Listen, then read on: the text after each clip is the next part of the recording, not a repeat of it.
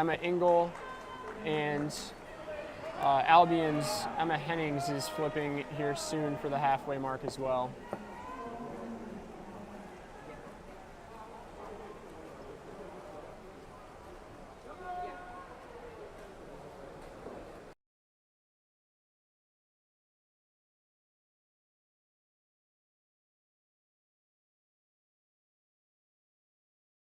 Long-term training goals, they're much less focused on trying to be fast in the duel. Both Nick Stone and Jake Tabor are great at that.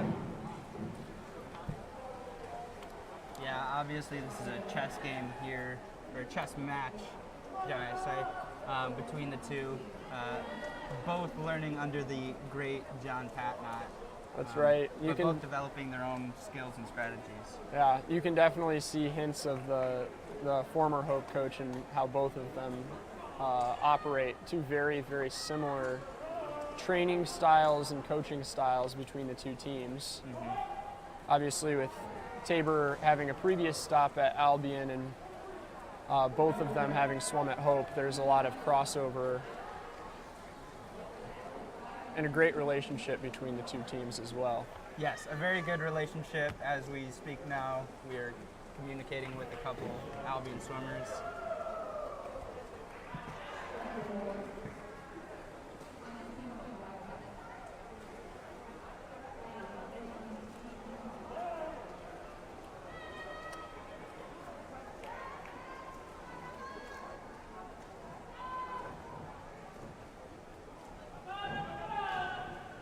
Loving the strategy from the people on the cards today.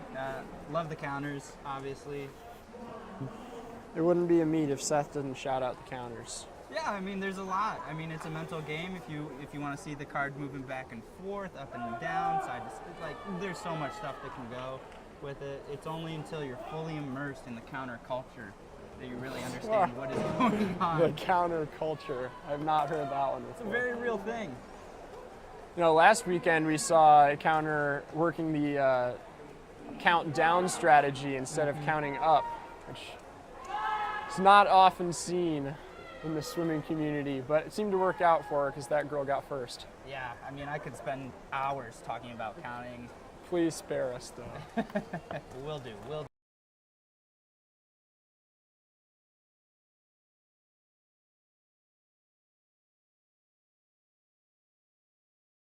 From Hope, Jake Tabor, definitely looking at something. All right, he's behind Emma Engel's lane. Emma's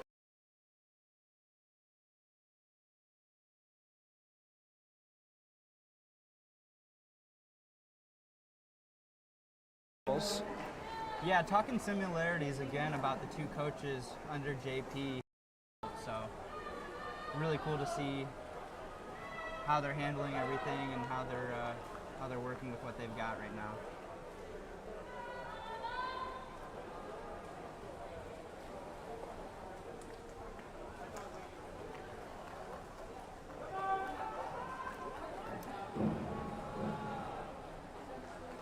And I don't think either of these, either of these two coaches are going to be particularly concerned following any individual dual meet. They're both very much focused on the end goal.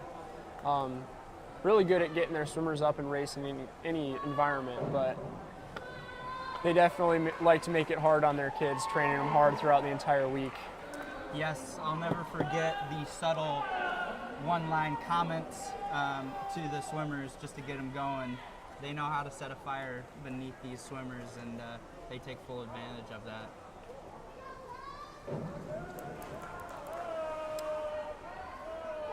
Got here flipping in for the final 100 is Emma Engel. Jess Estabrook is about to be on her final 75 yards.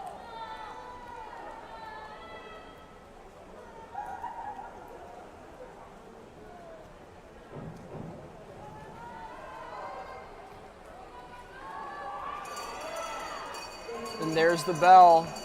Jess Estabrook out in lane 3, going into her final 50 at a 10:48. Yeah, she's really starting to improve, Dan.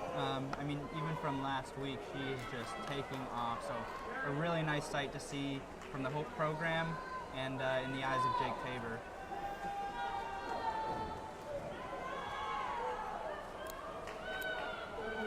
They're coming in for our final about 12.5 yards.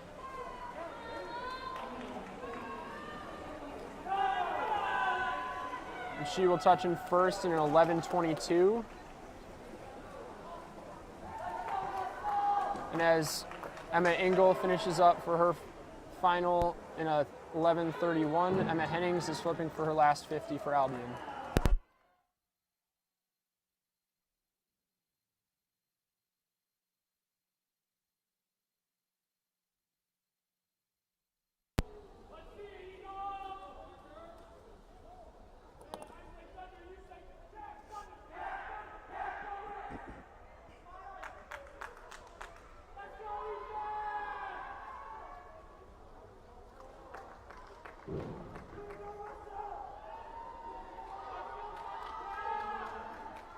Winning the heat in lane 3, Jess Estabrook from Hope with a time of 11:22.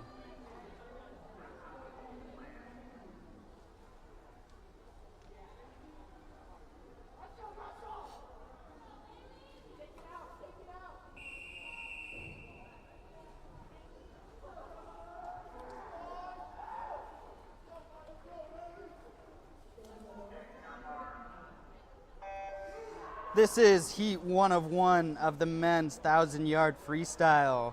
In lane 2 from Albion, Ethan Hennings. In lane 3 from Olivet, Parker Brown. In lane 4 from Hope, Bailey Smith. In lane 5 from Albion, Russell Brown. In lane 6 from Hope, Brant Osink. And rounding out the field in lane 7 from Hope, James Mandeville. And this should be another really good race between the Albion and Hope men.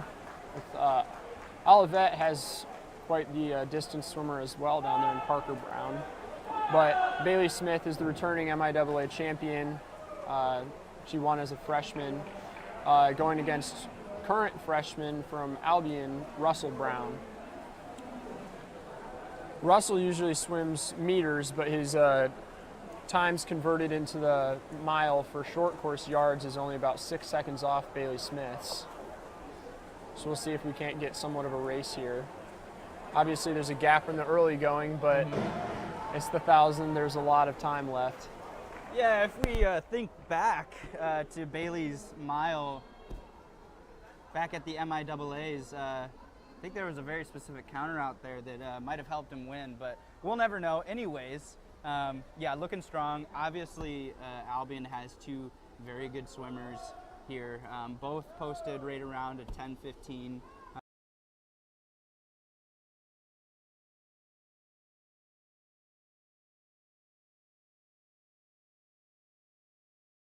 Because I don't think we've seen these 2 as of yet. Followed by Russell Brown getting under the 2-minute mark in a 1:59. Yeah, definitely good splits. You know, Bailey is a very funny guy when it comes to his longer distance swims. I know that he especially just kind of likes to just keep going. He doesn't like anything seen on the cards, any changes or you know, movements, anything like that. So he is just 100% in the mode, in the zone right now.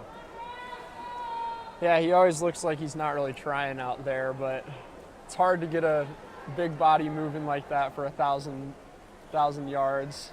Don't usually see a lot of 200-plus pound men doing the 1,000. Yeah, absolutely. I mean, it kind of reminds me of you, Dan, back in time when you're swimming the backstrokes. Obviously, just kind of a different stroke and you know, more power than turnover. But yeah, to what you were saying in the upper 200s, you really don't see it. You know, even in the Division I arena, there are still some guys that come out there and surprise you. So Bailey is definitely in the zone right now and just kind of going for it. That's right. And our 2 leaders here, Bailey Smith and Russell Brown, both wearing suits. Does that have something to do with it? Maybe, but they're also probably 2 of the faster distance guys in the conference. Yeah, I mean, correlation, I don't know. I mean, what's the saying? Correlation equals causation? I don't Doesn't. know. I'm not a science guy by any matters, but if we're fishing here, hey, I'm all for it.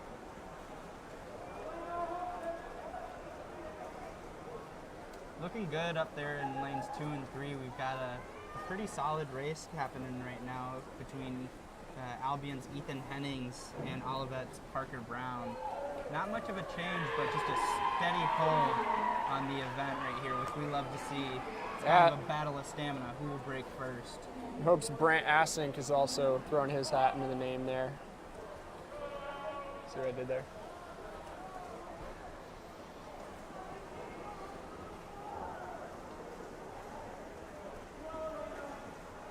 Yeah, Brant Ossing from Hope here in lane 6 does like to back half some of his races, so we'll see if that becomes a strategy here coming up that could play as we're about to hit the halfway mark here.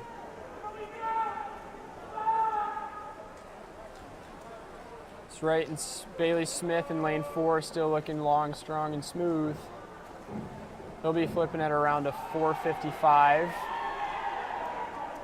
Yeah, a very interesting topic that I'll bring to your discussion, Dan.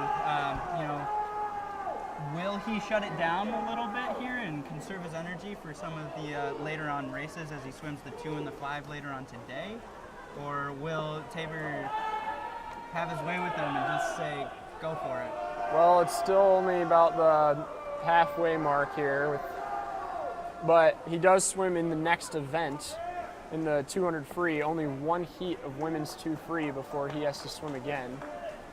So, excuse me, 2 heats of the women's 2 free.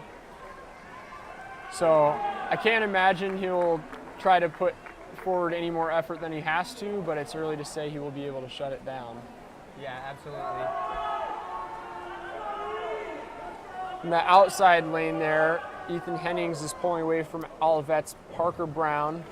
He's right next to Hope's Brant Asink in lane 6. They both flip at the 6-minute mark, separated by less than 2/10. Yeah, Dan, you know, apart from the in the pool stuff, you know, I will say the Hope Albion team camaraderie and the fact And Olivet. And Olivet, that's true. Is really awesome and really a testament to the NCAA, but also the team energy that both the teams have on deck is always really fun to see, and the cool chants that come along with everything. So even without spectators, I think this will be a really fun meet.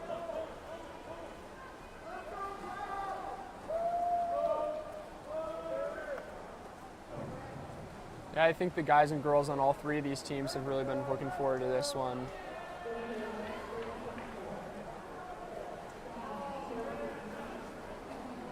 Last year, I believe the Hope and Olivet rosters, if I'm not mistaken, got together for a cheer at both their dual meet and their league meet. Yeah, there's a lot of really good friendships here at the NCAA, and we love it, you know. There's nothing better than at the end of the day, just forgetting about all the bad times that you might have had and just celebrating it out with some friends from across the pool.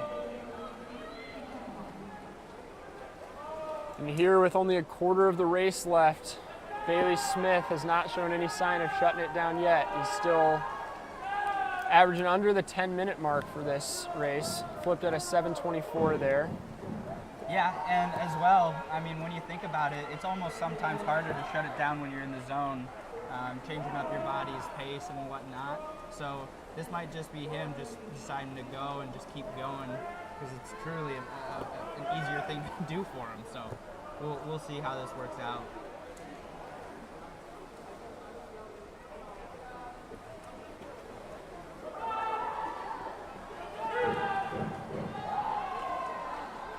Russell Brown, the freshman from Albion in lane 5, is solidly in second place. And in lane 6 and lane 2, Asink and Hennings still flipping right next to each other, both at 8:15. Yeah, this will come down to be a really close race at the end. I'm really excited to see kind of how it turns out, and if Brant will have enough, or if Ethan will have enough coming down the line for a takeover here.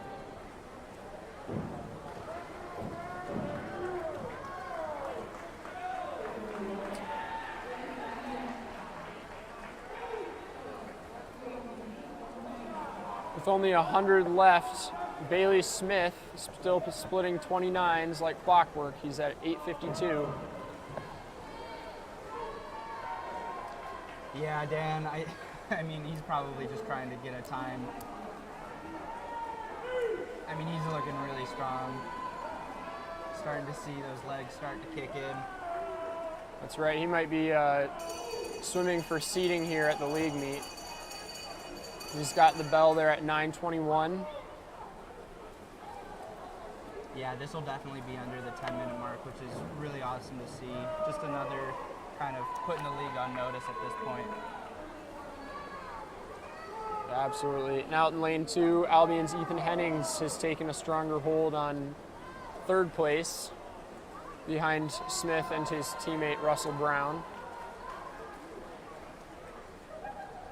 And Bailey Smith touching in at a 9:59. Yeah, obviously you can see his excitement with that swim. It sounds like something that he was really going after. That's right. Russell Brown here really picking up the pace going into this last 15 meters.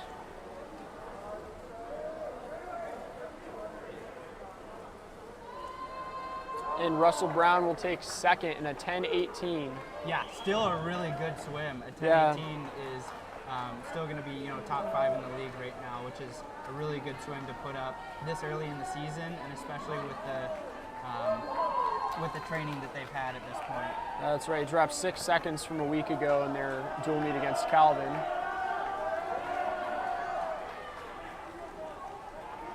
Looks like Asink has lost his cap, becoming a bit of a trend for the Hope distance team. Yeah, as we saw last week with Theo Duong, led to a haircut, so maybe we'll see a haircut next week for Brant Asink himself. And finishing into the wall here in an 11:02 for Albion is Ethan Hennings. And Asink will take fourth with an 11:07 out in lane 6 for Hope.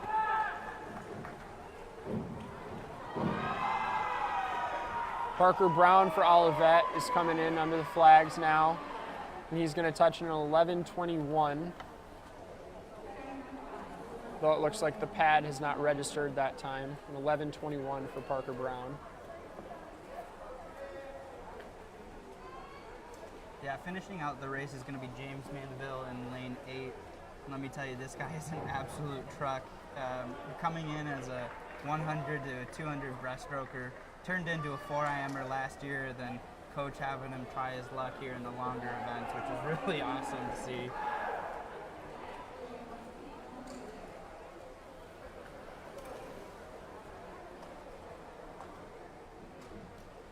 Winning the heat in lane 4, the man from Hope, Bailey Smith, with a time of 9:49.78. Up next, we have the women's 200-yard freestyle.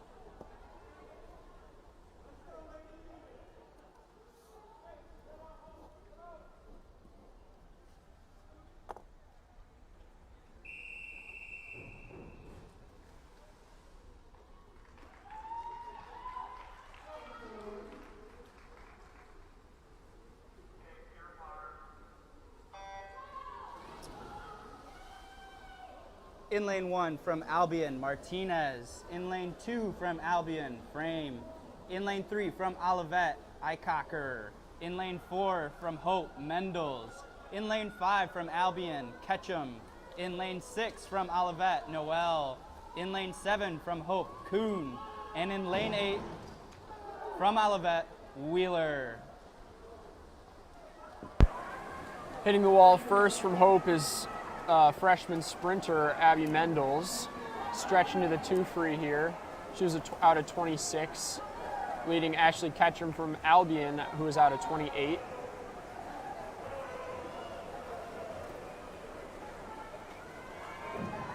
Yeah, Yeah, she's holding a little bit of a body length. Obviously, the 200 is a really hard event. A lot of strategy goes into this race, so excited to see how this all plays out here. And they're separated by about a second and a half there in the middle of the pool. Again, Abby Mendels in lane 4 for Hope. Ashley Ketchum in lane 5 for Albion. Yeah, Abby Mendels is going out in a 57 from what it looks like, so it'll be really nice to see if she can hang on and bring it home. Looks like leading a pack of swimmers for 3rd place down there in Olivet is Noelle in lane 6. And this race is starting to tighten up at the top there with Ketchum out splitting Mendels by about a 0.8. Yeah, at this point it just comes down to, who's got more in the tank. Obviously that's a Captain Obvious answer here, but... That's right, but it looks like Mendel still has something left, and this will be close going into the wall. Both swimmers are about to drop about 5 seconds here. A 2:01 for Ketchum and a 2:02 for Mendels. Great swims for both those girls. Yeah, absolutely, Dan. And Noelle for Olivet takes 3rd and a 2:09.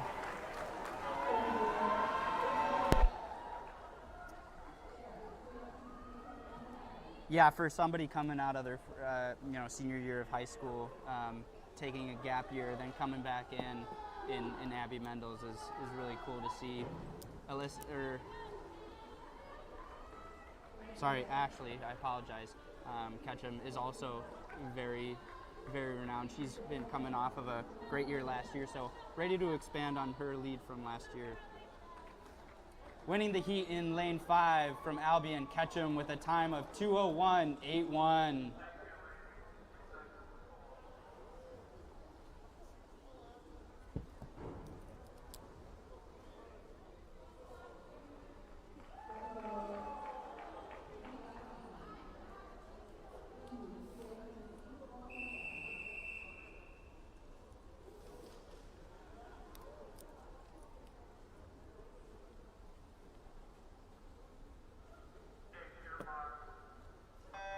This is heat 2 of 2 of the women's 200-yard freestyle.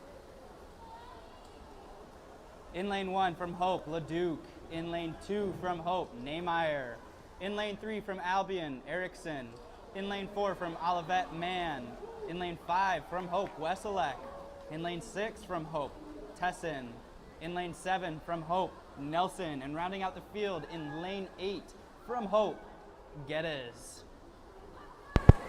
And this should be a really fast field of swimmers here. Mann from Olivet is one of the top incoming freshmen, if not the top, in the entire league. She's out there just behind the freshman from Hope, Neymeyer. Yeah, she's got a full 2-second split time on the field here. Will be interesting to see if that stays here, but obviously we've got 6 pink caps from Hope here in this race, so if they can steal some points here, that'll be huge.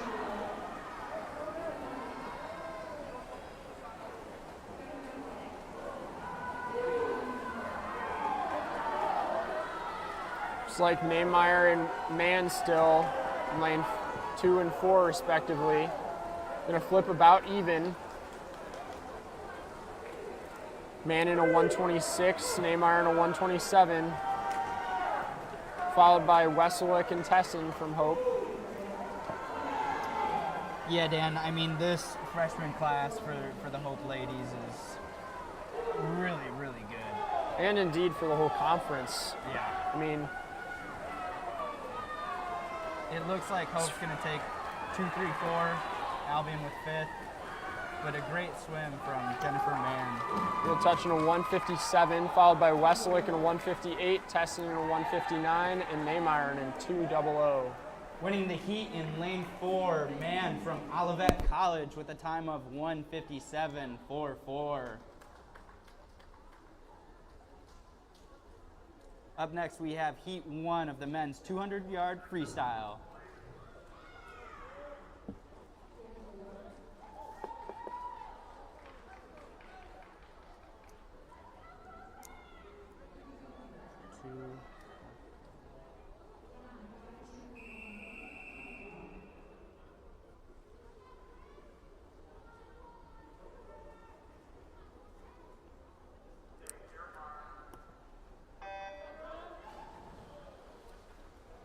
In heat 1, lane 3 from Olivet will be Colton Eplet.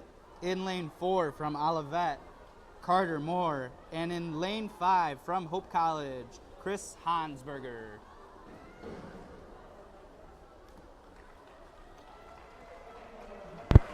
Looks like leading at the 50 mark is going to be Moore from Olivet, really close there with Hansberger.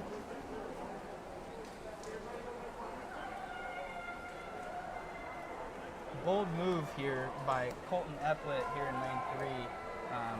No suit, no tech suit, and no cap. And it looks like Moore from Olivet has lost his goggles. Oh no. Every swimmer's worst nightmare. Yeah, you really feel for when that happens, but it also is a true testament to the swimmer's ability to count their stroke length on each 25 and be able to recognize when the wall is coming up, Yeah, he's still pulling pretty good here. It's mostly difficult into the wall. As you see, he's going to smack his heels there, which is unfortunate. Tell you what though, Dan, even after all of this, I'll tell you what, that kid's going to go back to his coach and they're going to have a good laugh.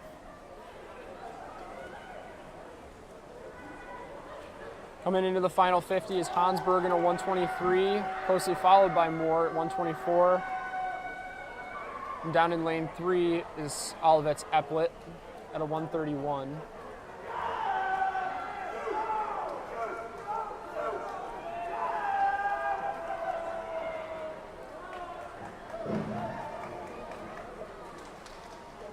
Touching in a 153.9 is Chris Hansberger, followed by Moore from Olivet in a 155. Winning the heat in lane 5 from Hope, Chris Hansberger with a time of 153.92. Up next we have heat 2.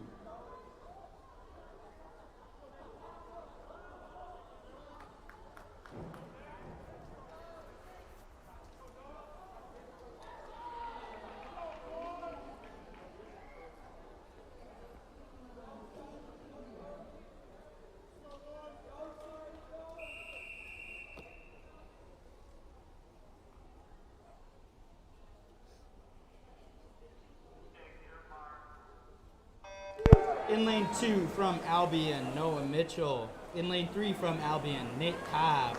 In lane 4 from Hope, Bailey Smith. In lane 5 from Hope, Benjamin Dubé. In lane 6 from Hope, Theo Duong. And in lane 7, rounding out the field from Hope College, Ethan Wilson. And here we've got Bailey Smith in the water again. Just got out of the 1,000. Yeah, Dan, my favorite thing about watching old videos of Michael Phelps with his 8 gold medals is hearing Rowdy Gaines on the clock saying, this is only about an hour in between, which for them is, not much, but Bailey Smith, he's working with probably, 10 minutes, Dan? Yeah, I know you did not just compare Bailey Smith to the greatest swimmer of all time. No, I don't mean to do that at all. More emphasizing the fact that I love it when swimmers can make a quick transition over, especially from the 1,000 into the 200. So we've got a really good race here going on between Smith, Cobb, Dubé. Final 75 is where you start to see him turn on the legs. Smith is leading over Cobb and Dubé. Last year, Bailey Smith, third in the 2 free. Cobb did not swim it in the individual, but he led off for the relay in a time that was only 0.2 off of Bailey Smith's time. Yeah, we're seeing a really strong comeback here from Nate Cobb out there in lane 3. Like I said, he dropped quite a bit of time last year, was a really key player for Albion, but it looks like he might be touched out by the freshman from Hope College, Ben Dubé. And Smith finishes in first in a 146, followed by Dubé in a 149, and Cobb gets third with a 149. Winning the heat in lane 4 from Hope College, Bailey Smith with a time of 146.01. Up next, we have the women's 100-yard backstroke.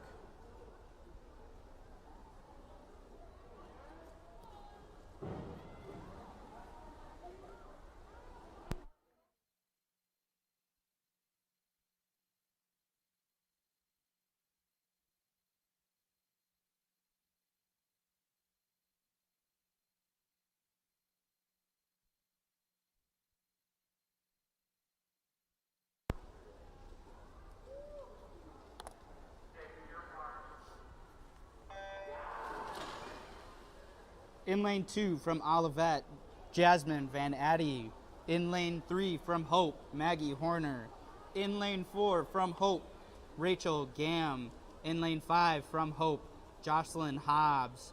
In lane 6 from Albion, Amani Lopez Dunlap. And in lane 7, rounding out the field from Albion College, Maddie Labor. Wow, flipping in a 28-6. Who's that? That's going to be Rachel Gam out there in lane 4, followed by her 2 teammates, Maggie Horner and Jocelyn Hobbs.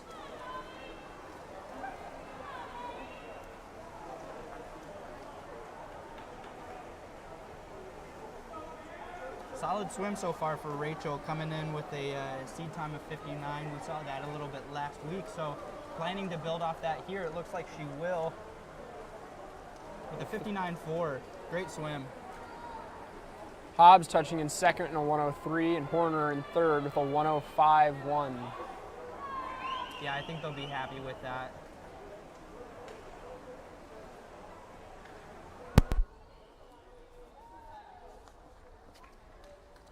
Winning the heat in lane 4, Rachel Gam from Hope College with a time of 59.44. Up next, we have heat 1 of 2 of the men's 100-yard backstroke.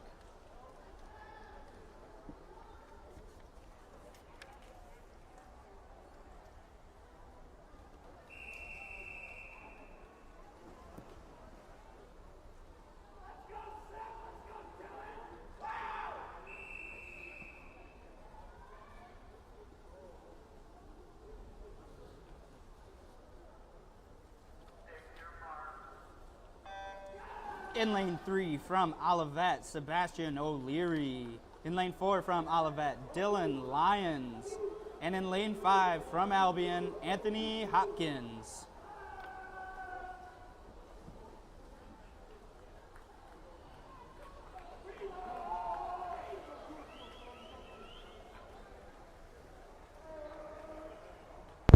And here it looks like we've got a pretty good race between all 3 swimmers, flipping right about the 30-second mark. 29, 29, and 30 for O'Leary in lane 3.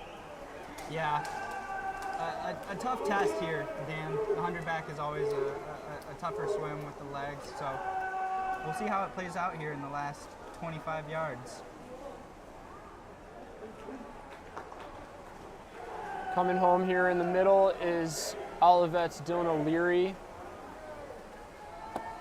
Looks like he is in first coming into the flags, and he will take first. Winning the heat in lane 4, Lyons from Olivet College with a time of 101.58. Up next, we have heat 2 of 2 of the men's 100-yard backstroke.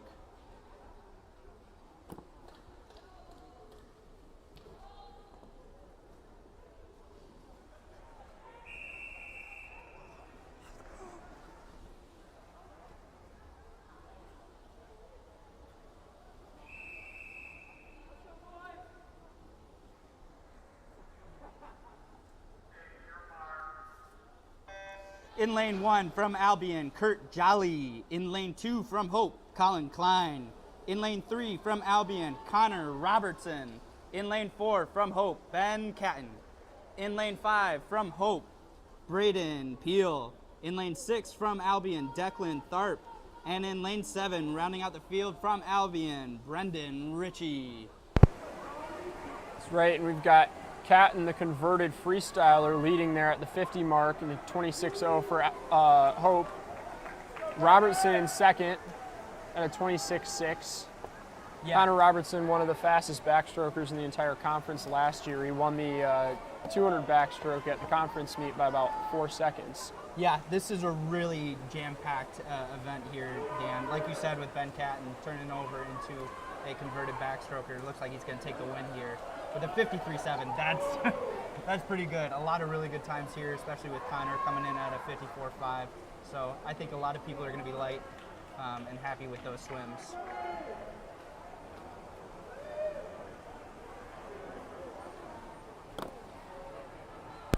Winning the heat with a time of 53.70 is going to be Ben Catton from Hope College.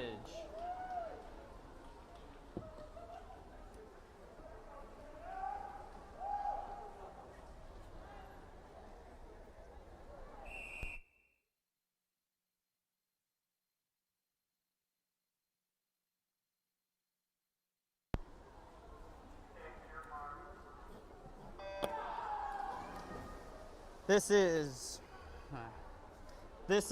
heat 1 of 1 of the women's 100-yard breaststroke. In lane 1 from Olivet, Kia Kunz. In lane 2 from Hope, Mackenzie Ralston. In lane 3 from Albion, Courtney Swingewood. In lane 4 from Albion, Catherine Henning. In lane 5 from Hope, Aubrey East. In lane 6 from Albion, Bryn Kavanaugh. And in lane 7 from Hope, Alyssa Potteray.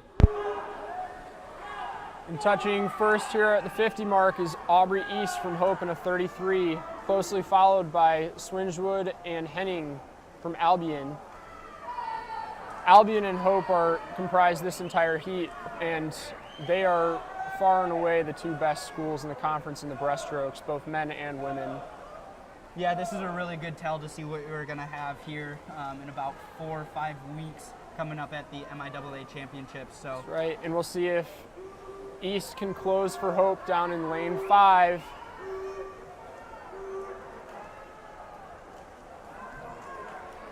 And she does, out-touching Swingewood by about 0.2 there in a 1:10.6. Swingewood goes a 1:10.8.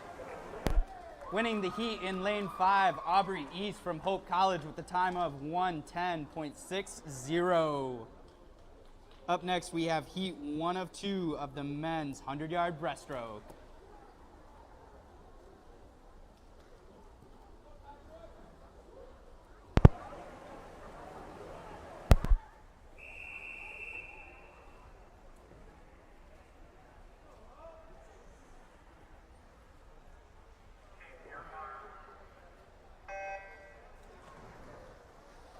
This is heat 1 of 2.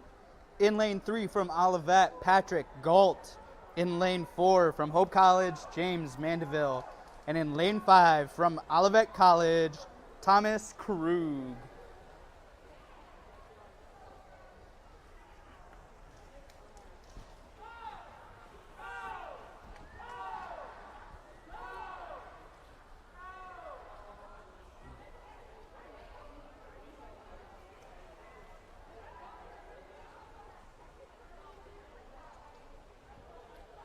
Another no cap here, Dan. I love to see it. It's a very bold move. Yeah, a lot of guys, especially earlier in their swimming careers, choose not to use caps, but also in college, I mean, you see a lot of people, they just don't like the way it feels during races or if they don't wear them in practice. Yeah, you know, I did that for a while until I started losing my hair, so I figured 20 years of age was a little bit too early to have hair loss, so that's where the cap came in. Absolutely. Touching first there for Olivet in lane 5 is Krug, followed by Hope's Mandeville and Olivet's Galt. Winning the heat in lane 5 is going to be Krug from Olivet College with a time of 1:08.07. Up next we have heat 2 of 2.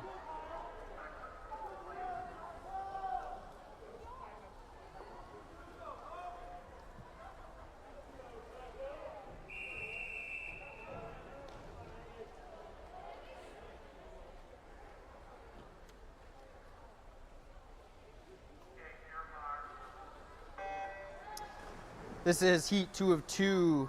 In lane 2 from Hope College, CJ Gillingerton. In lane 3 from Hope College, Riley Legrand. In lane 4 from Hope, the Australian Jack Muller. In lane 5 from Olivet, Takato Timmerman. In lane 6 from Hope, Kyle Langdon. And rounding out the field, in lane 7 from Albion College, Andrew Jana. Another really strong breaststroke field here. Notably absent from Albion's lineup is Jake Huttenlocker, who has been one of the top breaststrokers in the league for the last 3 years now. Yeah, I think that's definitely where that strategy comes in from both the coaches about this meet doesn't mean a whole lot right now. They're more trying to figure out what it is that works best with their athletes come time in 4 weeks. Yeah, but we're still going to see some really good times here. Muller trying to get under the minute mark in a 59.7, followed by Legrand and then Timmerman from Olivet. Winning the heat in lane 4, Jack Muller from Hope College with a time of 59.79. Up next, we have heat 1 of 1 of the women's 200-yard butterfly.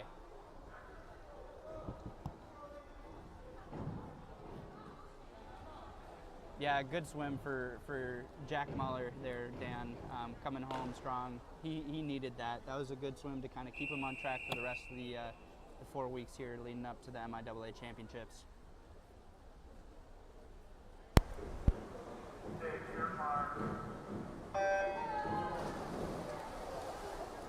In lane 1 from Olivet, Aaron Sanders. In lane 2 from Hope, Alyssa Kirkman. In lane 3 from Albion College, Sarah Griffiths. In lane 4 from Albion, Samantha Swingewood. In lane 5 from Hope, Emma Schaefer. In lane 6 from Hope, Macy Meyer. And in lane 7 from Albion College, Angela McCauley.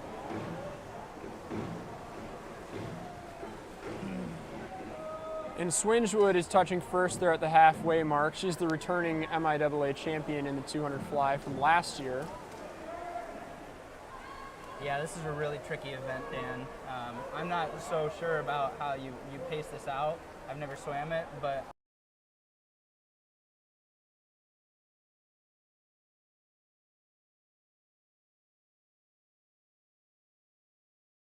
tapered especially.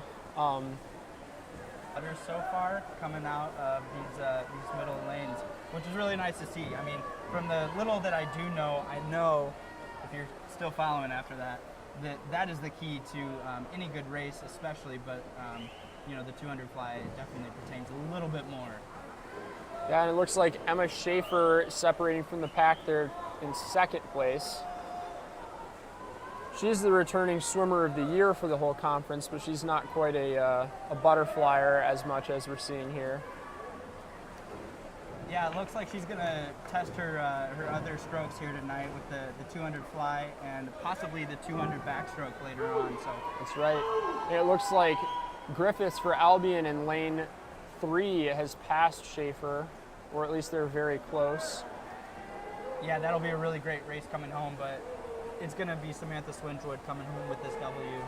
And a 2:07.3 right now. That is incredibly fast. Absolutely.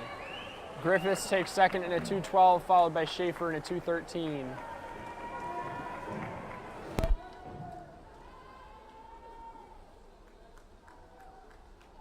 Yeah, kudos to all these ladies out here. That's something that I would have never been able to do.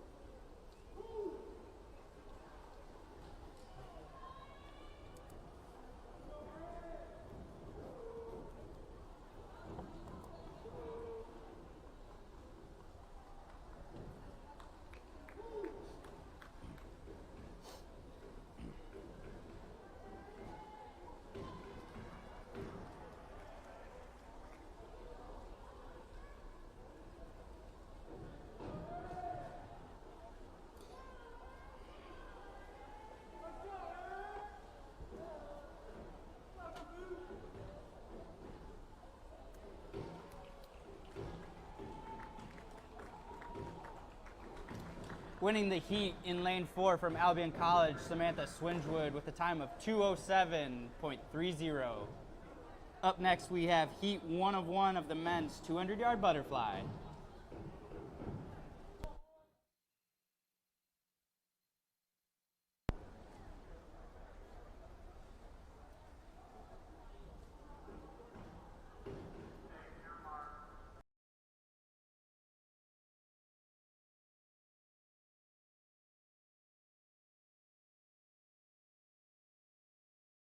Lane 3 from Albion, Drew Fogel.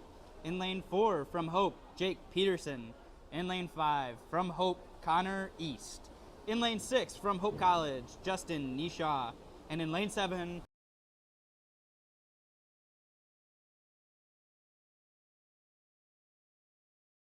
down there in lane 3, he's at a 27. Fogel really came on at the end there of the year. I think he got second in the conference meet in the 2 fly behind his now graduated teammate. yeah, a really close race coming down here for third place as Drew and Justin Nishaw touch with a separation of only 0.05. So we're going to see a good race coming down the block here, but these 2 freshmen from Hope College taking it out strong with Peterson and East. It looks like East has started to open up a bit of his lead over his teammate as well. We'll see if they have the chops to keep it going here for the last 50, touching at 123 and then a 126. Yeah, looking really strong there, especially because Connor East in lane 5 didn't look like he was using his legs a ton on that last 50, so maybe look for that to start playing a fact here in this last 50. Once again, those underwaters are absolutely pivotal, and I think East capitalized on those well tonight, but he'll be really happy with this race. Touching in a 154.00 is Connor East, followed by Jake Peterson in a 157.7, and the freshman from Albion, Russell Brown, in a 202.3. Yeah, that's a really good time for right now, Dan. We'll be looking to capitalize on that majorly in these next 4 weeks as we come up on the MIAA championship. Yeah, and as we start to see everybody get more in shape, you'll be able to watch them hold on to maybe winning their the legs heat in lane 5, Connor East from Hope College with a time of 154.00.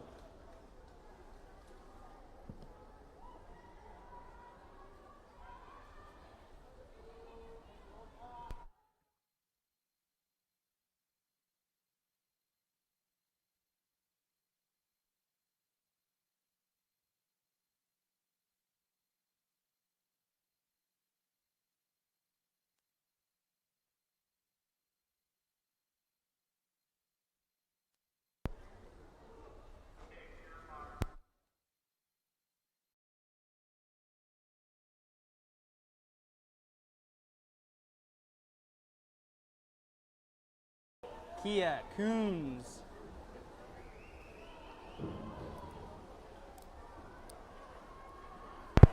And that race just flies by. Hackman touching in first in a 26.8. Winning the heat in lane 4 is going to be Hackman with a time of 26.8. Up next we have heat 2 of 2.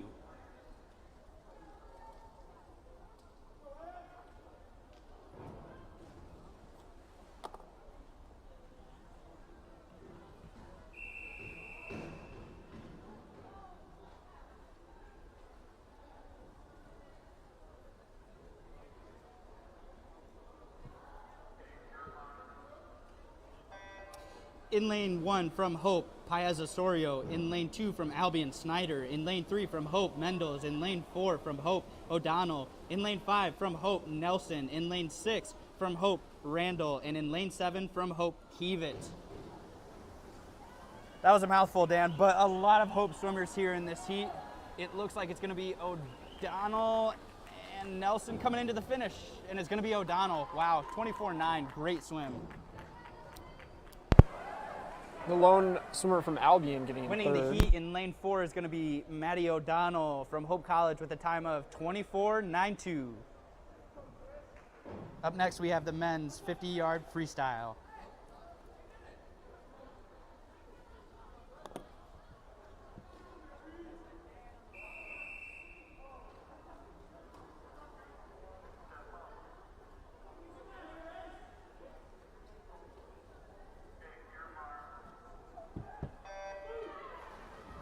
In lane 3 from Olivet, Chris Smith. In lane 4 from Hope College, Chris Hansberger.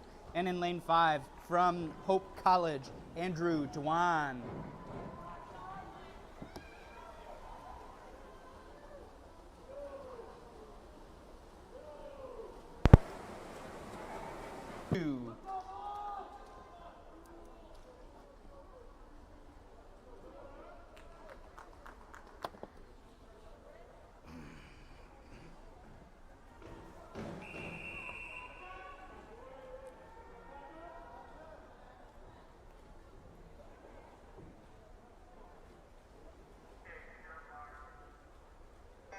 In lane 1 from Hope, Kragowski. In lane 2 from Hope, Nissen. In lane 3 from Olivet, Timmerman. In lane 4 from Hope, Ewell. In lane 5 from Hope, Dubé. In lane 6 from Albion, Warner. And in lane 7 from Albion, Kriziak.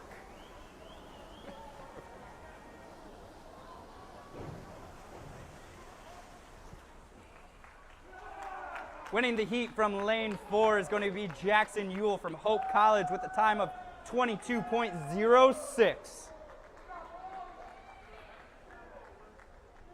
We had 22s across the board there for the men. Yeah, so it looks like Jackson with the 22.0, JT Nissen with a time of 22.1, and then who's the other Kato one? Timmerman hits in a 22.6 for Olivet. And I believe we will be having a break now, probably a 15 or 20 minute break for diving until we start again for the swimming sessions with the 100 freestyles. We'll be right back.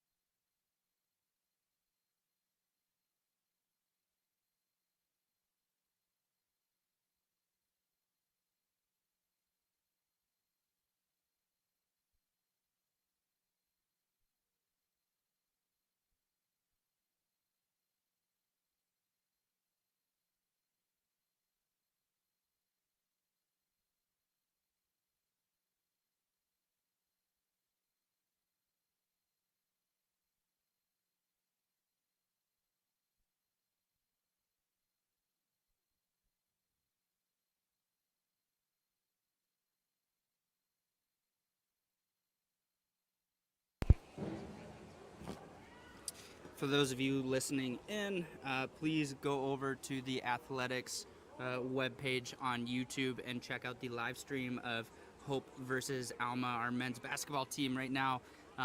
Score is 61-60 Hope with about a minute 25 left in the game, so make sure you guys go check that.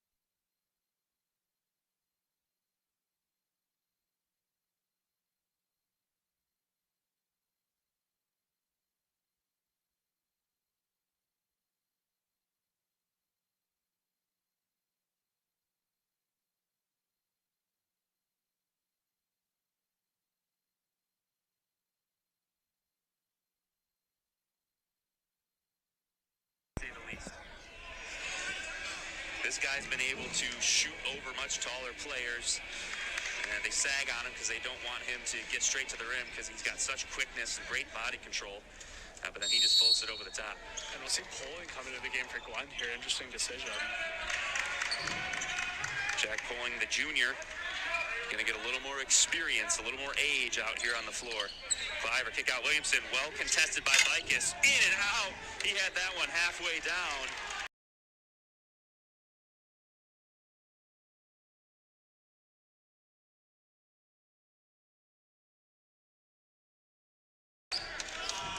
Man, that was a great setup there. 51 just looming on the board for Hope. Switch here, Bicus. Cliver's going to drive inside and one. Three-point play the old-fashioned here for Cliver. As we mentioned, he's just going to try to take over this game as he should. And they got a switch with Bicus on him, got around, and the help was just too late getting over. Incredible. And it was a good hedge there by Bicus. He just fought through it and able to finish through contact. And he's been just by far the superstar coming down this stretch. We talked about the Dutchman holding off of his scoring average, which is about 19. Well, he's got 18 now, and he's going to the line to make it his 19th point. And the Scots lead by one, and they can make it two with a free throw here. Hope had a 13-point lead. They had a 17-point lead. Things were cruising. 61 points. I got to look at our live stats or our play-by-play and take a look. That 61 has been on the scoreboard for a very long time. 41.7 remaining here.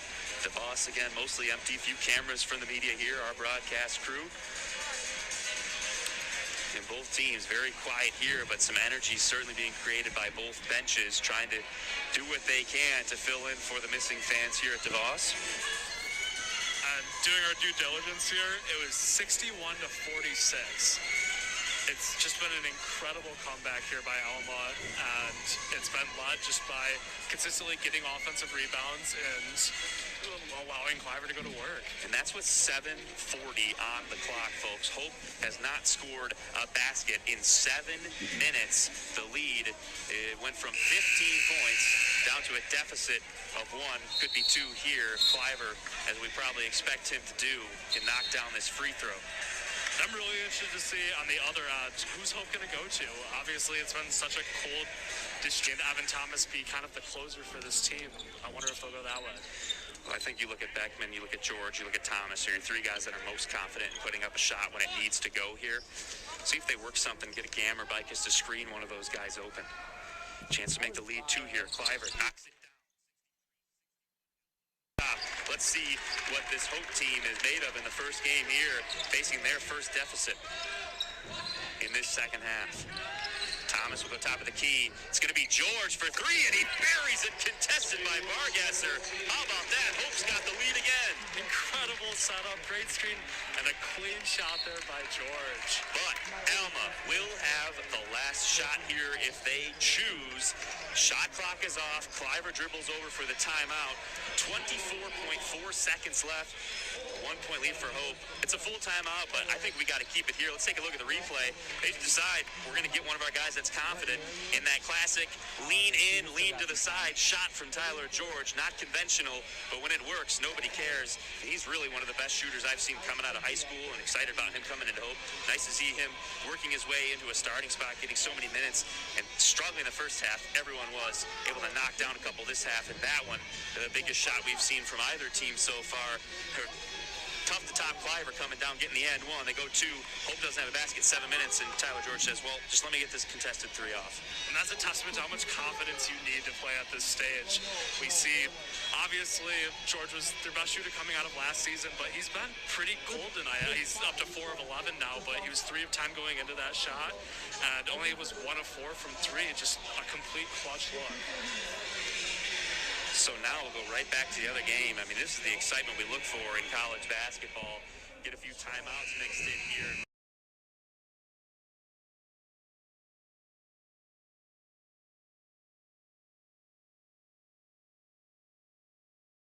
We will be giving you guys updates on the men's basketball.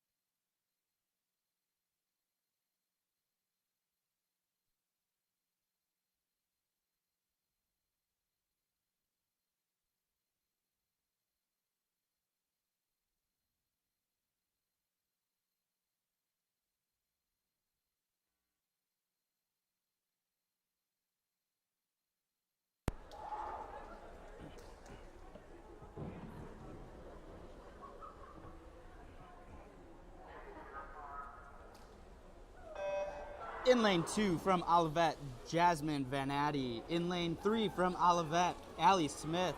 In lane 4 from Olivet, Kia Coons. In lane 5 from Albion, Emma Hennings. In lane 6 from Albion, Amani Lopez Dunlap. And in lane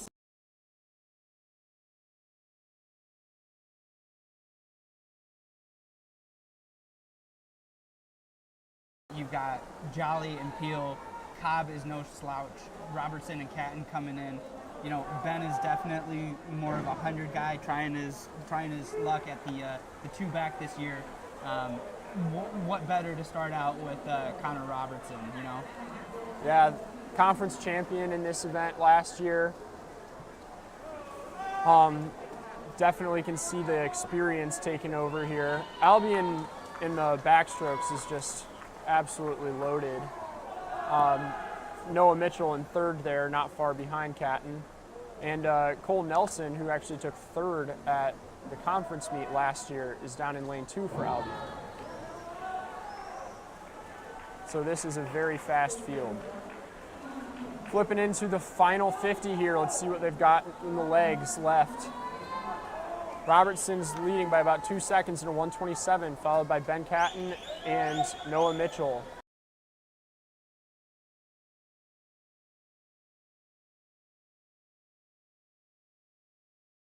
swimmer, so you know this final 50 for Mitchell is going to be really quick. Yeah, he's definitely creeping up.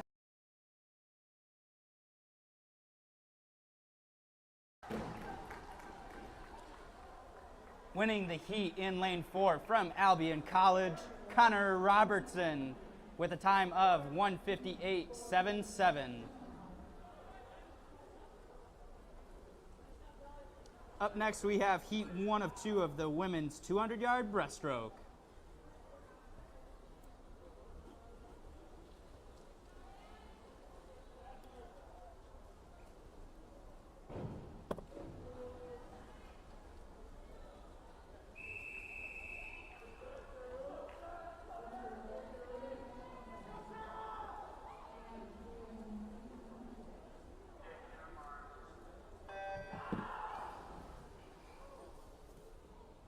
In lane 3 from Olivet College, we have Aaron Sanders. In lane 4 from Albion College, Angela McCauley. And in lane 5 from Olivet, Sarah LaFaux.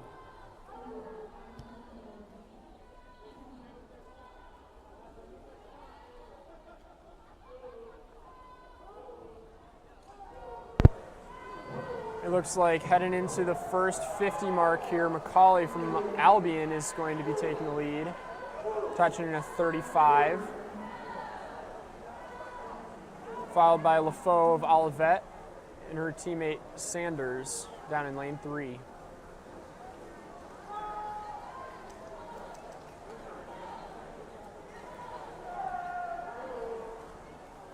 The distance per strokes in the 200 breaststroke is far more noticeable than almost any other race out there. You really don't start to see them look like they're trying until the last 50, but I promise they are. Yeah, absolutely. You know, for me, being a little bit more uneducated about the two breast, from my understanding, it's all about just keeping up that tempo throughout the rest of the race.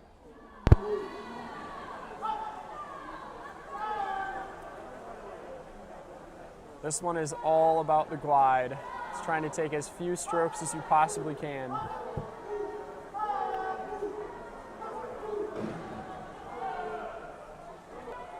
Let's see what that looks like. Obviously, Dan, doing the two breast yourself, underwaters have to play a key role in this race, right? Yeah, like I said, taking as few strokes as possible, so that does indeed include your pullout.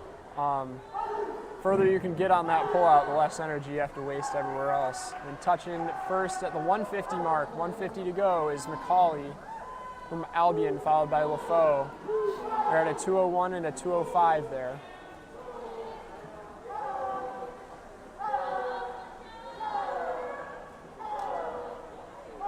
We'll probably start to see in the coming heats here just what I'm talking about with the pullouts, but when you don't have to swim as much, especially in short course yards like this, it makes a huge difference. Can cut about half of your race off, really.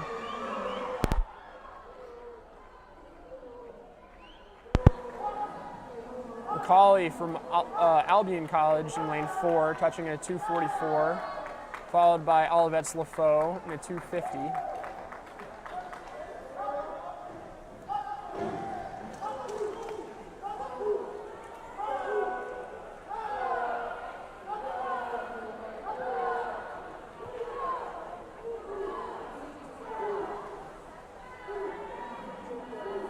And finishing out her race here is Saunders from Olivet in a 2:13.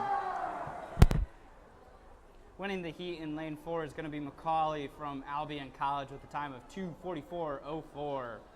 Up next, we have heat 2 of 2 of the women's 200-yard breaststroke.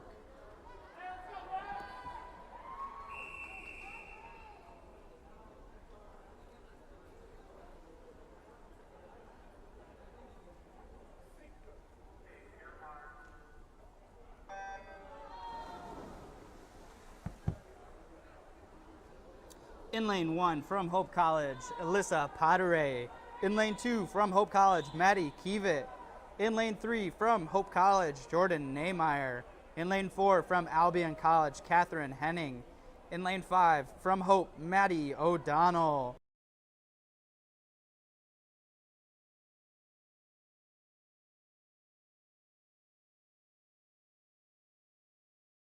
Engel from Hope College. Both sides of the spectrum here you see in James Mandeville. 2 breast, also saw him earlier in the 1,000, so he's no stranger to being thrown in tons of different events. That's right. He just, coach tells him what to do and he just gets in and swims it. No complaining from that man. Yeah, absolutely. Honestly, one of the best swimmers that a coach can ask for.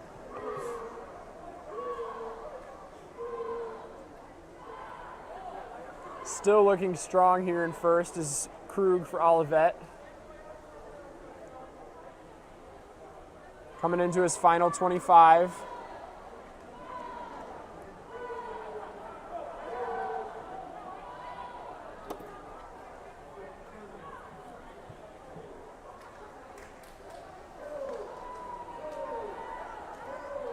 And he will touch in first in a 2:33.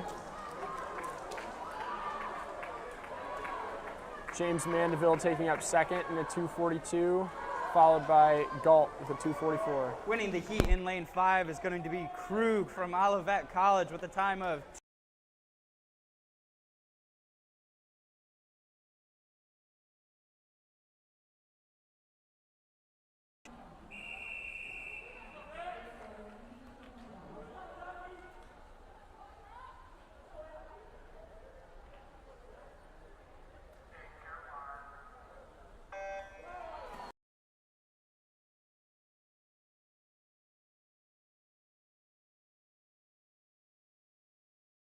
Albion, Andrew Jonah.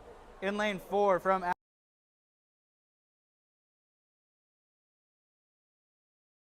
Here in this middle lane, lane 4, you've got Jake Huttenlocker. Exactly what you expect to see from somebody of his quality. Really, really long stroke. His pullout gets him to about half pool every time. Yeah, He doesn't start picking up the pace until probably the 75 mark, but as you can see, he doesn't even have to. Yeah, the man himself is a rather larger man in the terms of height, but as you were saying, yeah, you can see the seasoned professional that he is here with those longer underwaters that really come to benefit him later on in the race. Out there keeping up in lane 2 is going to be that freshman from Oak College, Riley LeGrand. Almost a similar stroke. That's right. Hopefully in a few years, he'll see himself up there. But it's still Huttenlocker, and you'll see him start to pick up the pace here coming into this last 50. He is no stranger to being on an island, that is for sure. Well, he's had teammate Tyler Kimbrell for the last 3 years, who was his equal in both breaststrokes. So having that training partner has certainly helped him. But now, as you can see, he's far and away the best breaststroker in the conference. The rest of the guys in this field, by the way, should all be vying for top 5 spots, so nobody in this field is a slouch. Down in lane 5, second at 2:16. Winning the heat in lane 4 is going to be Jake Huttenlocker from Albion College with a time of 2:09.18. Up next we have heat 1 of 2 of the women's 500-yard freestyle.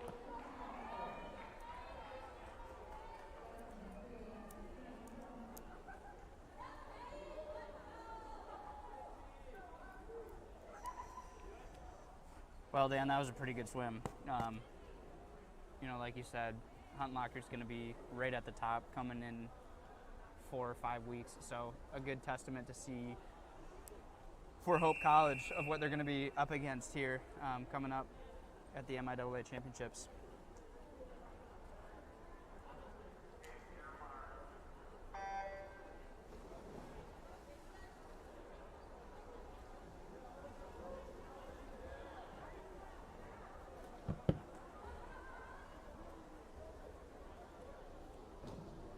In lane 3 from Olivet, Carly Wheeler.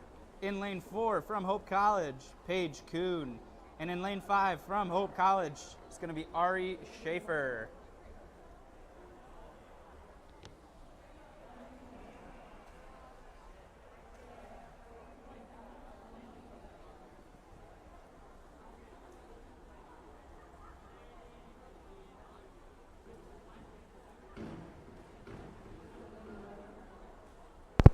Looks like this time we will be treated to 2 heats of the women's distance event. Fortunately for them, it's only half as long as the previous one. Yes, the good old 500. Controlled sprint. Very tough event to get a grasp on. Yeah, similar to the 1,000, it's kind of got the same distance component, but it has not nearly as much room to make up if you don't hit your groove quickly. So.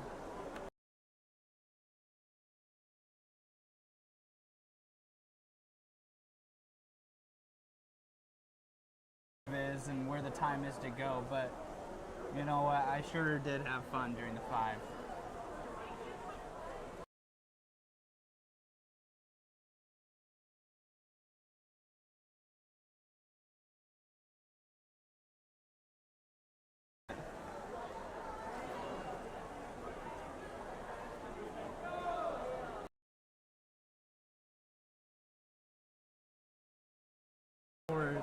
Paige Kuhn.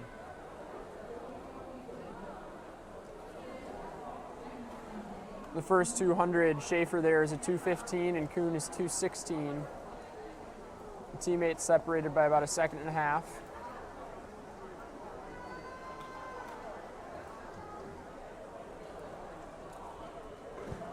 Yeah, just like we were talking about last week, you know, these two train together. This is definitely got to be put on by the coach, putting them right back to back with each other, pitting them against themselves, pulling on a little bit of a competition here in the pool.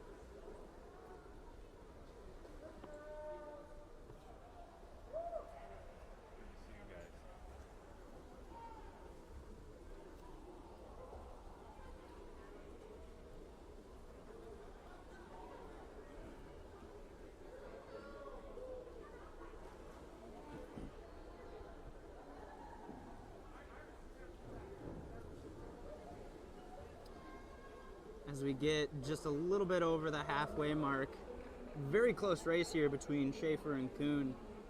Schaefer is still holding on to a little bit of a lead here. You can call it about 0.3 of a second here. Yeah, Paige Kuhn here, swimming the same style she always does. Steady, even strokes, doesn't go out hard, doesn't panic. Kind of builds into a race every single week. Yeah, absolutely, and that's just kind of her season, repertoire in this race. She's just bringing that in. She knows when to hit her groove, and she's going for it.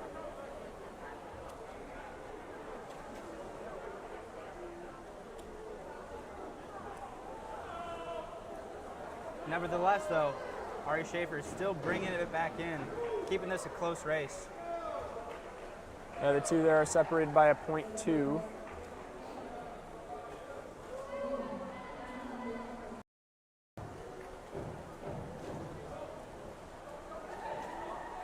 Kuhn holding 34s, Schaefer back into the 34 range. Yeah, she definitely saw her starting to take off and decided that was going to fuel her fire a little bit. So definitely a really good way to swim this race is put yourself right next to somebody who swims it as often as Paige Kuhn does, and then just follow her lead. That's right. The bell here at the last 50.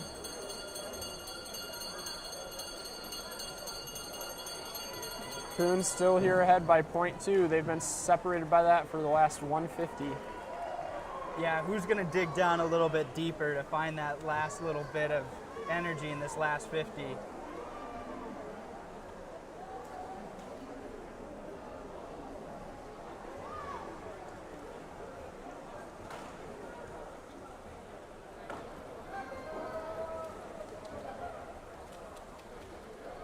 And here it is, coming into the final stretch into the wall. It will be Paige Kuhn, 4:43, followed by Ari Schaefer, and a 4:43 slightly higher. Yeah, Dan, a very good race between two teammates. They're definitely going to mull over this one and have a really good time tonight.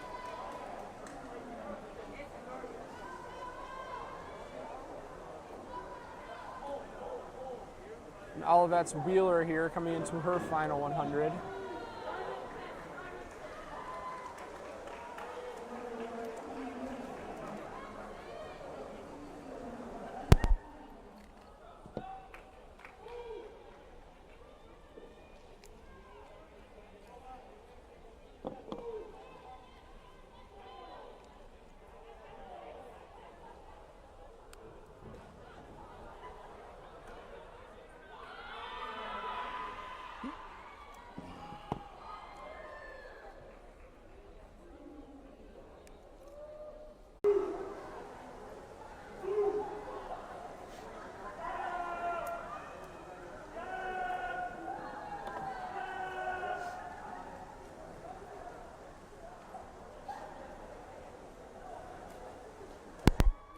Winning the heat in lane 4, that's going to be Paige Kuhn from Hope College with a time of 5:43.47. Up next, we have heat 2 of 2 of the women's 500-yard freestyle.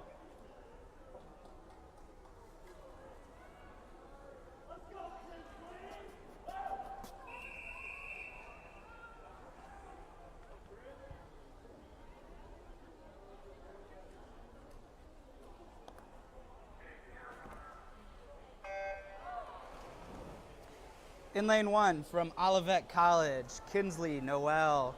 In lane 2 from Albion College, Ashley Ketchum. In lane 3 from Albion, Bryn Kavanaugh. In lane 4 from Hope, Abby Leduc. In lane 5 from Hope, Maggie Horner. In lane 6 from Hope, Sydney Randall. And in lane 7 from Albion, Emma Frame.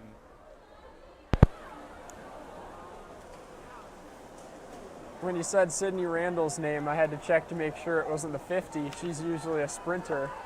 Yeah, this is definitely a treat for everybody to see. You know, maybe she's trying her luck at some of these longer events. It's definitely going to be interesting to watch how she works it through and kind of her strategy of being a little bit of a newcomer to the 500. Well, she's currently in 3rd, so she's doing just fine thus far. Now in 1st in lane 4 is Abby Leduc from Hope College, followed by Maggie Horner. They're both split a 101 for their first 100.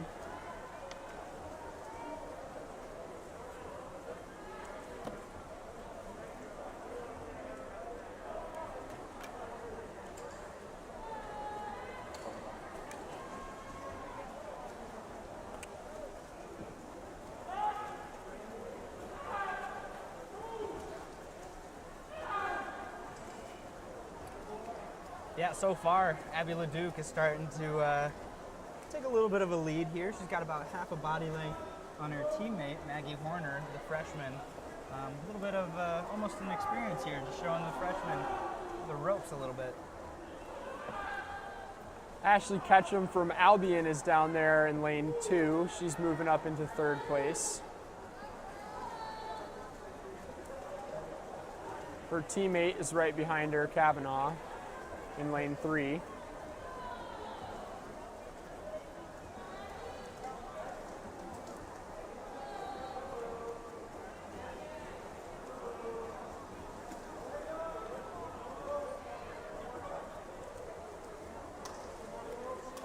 I think it's always interesting to see the different styles that people try to employ in the 500. It's not as one size fits all. Everybody has their own way. And you can see Leduc in lane 4 doing a 4-beat kick followed by a 0-beat kick. Sort of helps get into the rhythm and make sure that you're going on your pace. You can't use the legs too early or you'll die. Well, I mean, this is a controlled sprint, Dan, let's be honest. You know, maybe she's just showing us something that we've never seen before and showing us that we're wrong. This is a patented, strategy used none other by our fellow Olympian, Katie Ledecky. So I'm not making comparisons here, but I'm just saying it's proved its worth. It works. At the 300 mark, Leduc flips at a 312, followed by teammate Horner in a 317, and Albion's Ashley Ketchum in a 319, down in lane 2. Ketchum looks like she's starting to make a move over there on Horner. Yeah, Sydney Randall still holding in there in lane 6. She's doing very well. If she can, bring it back a little bit as well, she'll be really happy with that time that she's going to have. Well, maybe she won't be so happy because coach will make her swim it more. Absolutely. This is a double-edged sword, a real catch-22. Yes. We got Ketchum taking another second off of Horner. Yeah, she's really starting to make her move, Dan.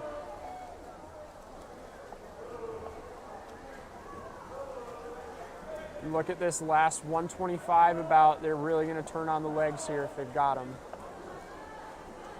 Yeah, just a quick note. Obviously LeDuc has gotten herself a little bit of a bigger lead, but this may be attributed to, not swimming the 1,000 here earlier on in the meet.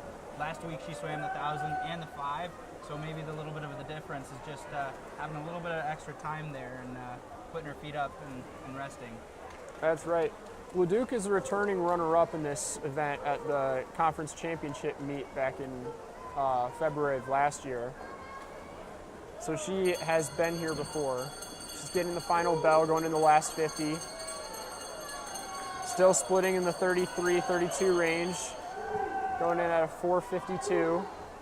Second is going to be Ketchum down in lane 2 at a 5:01, followed by Horner in lane 5 at a 5:02.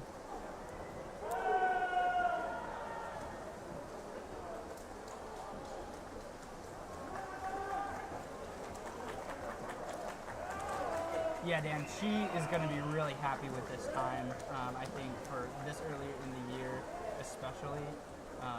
But a little bit more rest makes a heck of a difference, touching in a 5:25. Takes another 2 seconds off of her time from last week. It looks like Ketchum just out touches Horner there by 0.07 for second. Horner takes third. Both go a 5:34. It looks like Ketchum dropped 11 seconds there. It's a very big improvement. That's something that coaches will definitely look on and maybe try to extrapolate a little bit of skill there later on. Taking the heat in lane 4 is going to be Abby LeDuc from Hope College, swimming in with a time of 5:25.13. Up next, we have the only heat of the men's 500-yard freestyle.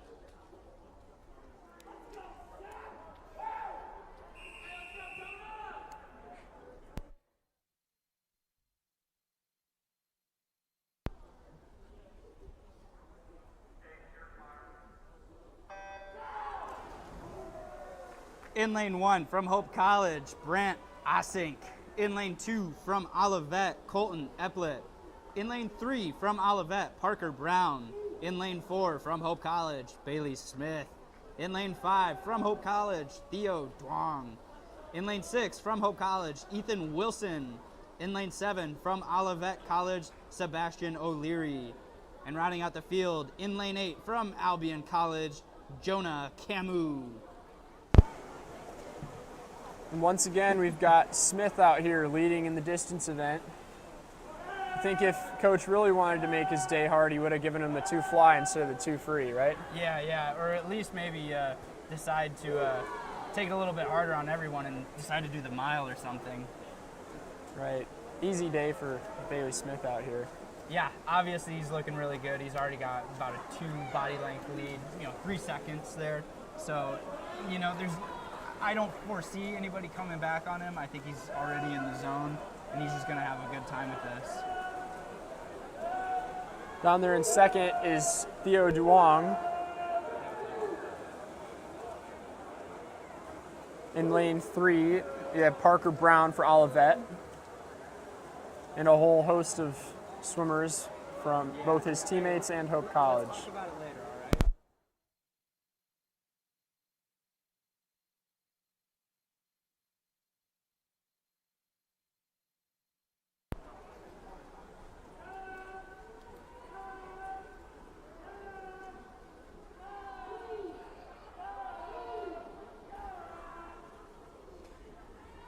So as we see here, a familiar sight that we saw a little bit last year with the pair of Smith and Duong out in front. followed by a big group of Async, Wilson, Camus, O'Leary, pretty much the rest of the field. So if these two can just kind of get out there and get into their groove, this will be a really cool race to watch.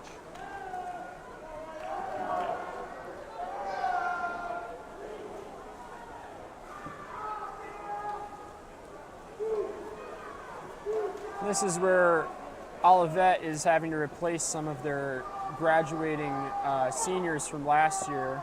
They had Zach Meharg and Eric Wood were their two champions in this event.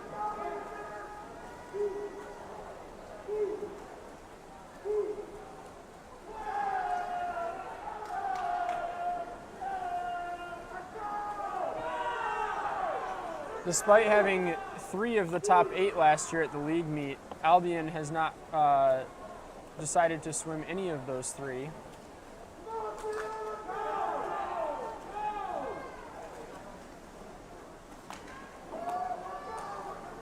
Yeah, again, we're starting to see a little bit of a pack form for that third place between Async, Brown, and Wilson. Duong still doing well, holding his own, just kind of coasting through his whole strategy and process here. Touching with the 31.7, just trying to keep on holding to that. That'll be a really good swim.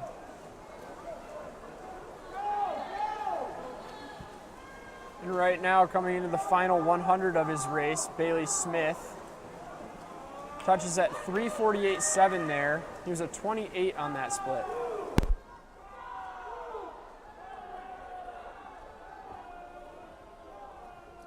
Yeah, obviously, Dan, I mean, we've talked about the training cycle and how big of a deal that is this year, just with the fact that people have been out of the pool, in the pool, and back out. I think what sets Bailey apart is that he's had the opportunities to really put in the work with multiple clubs around and, even at Hope. So really we're starting to see a little bit of a difference between the stamina that all these swimmers have. Yep, and coming into his final 25 here is Bailey Smith. He should be right at around where he was last week.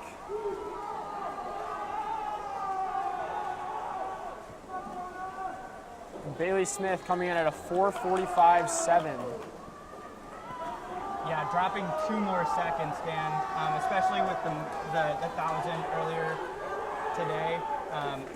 Just a pair of really good swims for Bailey. We're seeing a really tight race in there for third as Duong comes in second in a 5:04. Yeah, and the same thing with Theo. Drops 2 seconds from last week. Really good swims. And as we see on the outside, with a little bit of smoke, Async's going to come in. Can we see 1 through 4 here? We will.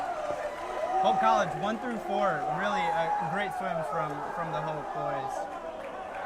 A really tight race there at the end. Winning the heat in lane 4, Bailey Smith from Hope College with a time of 4:45.71. Up next, we have the women's 100-yard butterfly.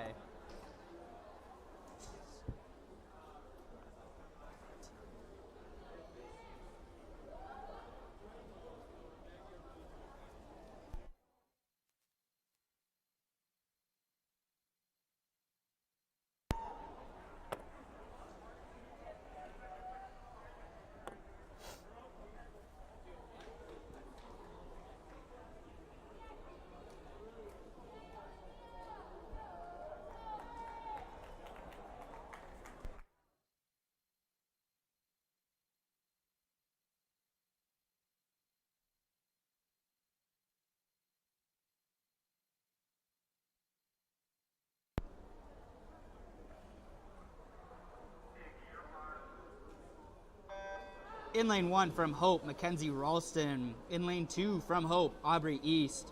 In lane 3 from Olivet, Jennifer Mann. In lane 4 from Hope, Alyssa Kirkman. In lane 5 from Hope, Macy Meyer. In lane 6 from Hope, Jocelyn Hobbs. In lane 7 from Albion, Olivia Martinez. And from In lane 8 from Albion, Catherine Henning. At the 50 mark, Macy Meyer in a 27.5, followed, that's Alyssa Kirkman, followed by Macy Meyer and Jennifer Mann.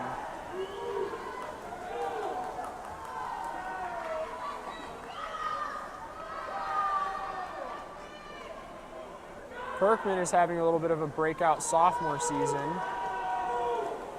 Yeah, she's definitely found her place here and is just starting to become a well-rounded name in the MIAA here. 59.1 is a great time for this time of year by Kirkman, followed by Meyer in a 101 in East, and also a 101 out in lane 2. Winning the heat in lane 4 is going to be Alyssa Kirkman from Hope College with a time of 59.17.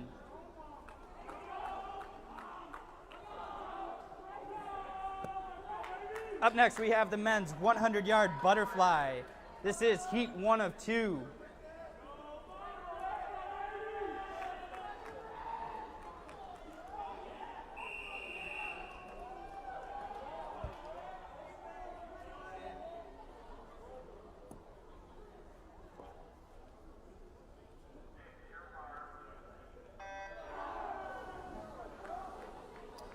In lane 3 from Olivet, Chris Smith.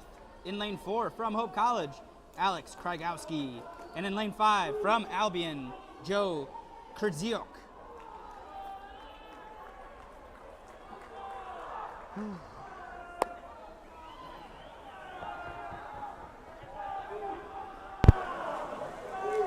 halfway through the race here, Albion's leading at a 26.1,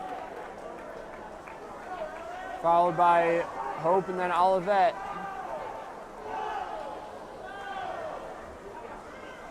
And the butterflies in this conference have just gotten so much faster over the last 4 years. Times that would place you in the top 3 just 5 years ago might not even make top 16 at the conference meet this year.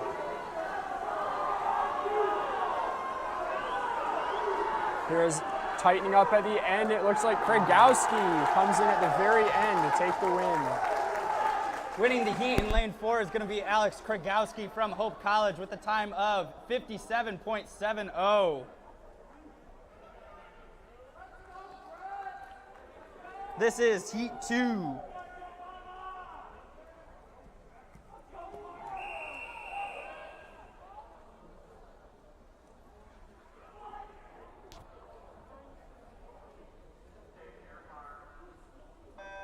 In lane 2 from Olivet, Carter Moore. In lane 3 from Hope College, JT Nissen. In lane 4 from Hope College, Connor East. In lane 5 from Albion, Cole Nelson. In lane 6 from Hope College, Justin Nishaw. And in lane 7, rounding out the field from Hope College, Braden Peel. And this should be another really good race here. Cole Nelson in lane 5 from Albion was top 3 at this event, part of Albion's 1-2-3 sweep at the conference meet last year. But Connor East from Hope in lane 4, winner of the 200 butterfly from earlier, looks to be putting his mark on this event as well. Yeah, Justin Nishaw and JT Nissen as well. 2 solid 100 flyers here on the Hope squad. I think, Hope's going to bring a great team of butterflies here to the MIAA championships. But man, a 51.6. 51.6, and Cole Nelson is 53.2. Winning the heat in lane 4 from Hope College, Connor East with a time of 51.67.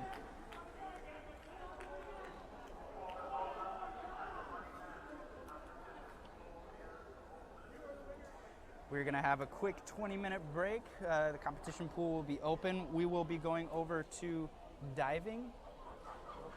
Diving is over. Apologies, I stand corrected. Diving is over, but we will be having a quick moment here, so just hang around with us and we'll be right back.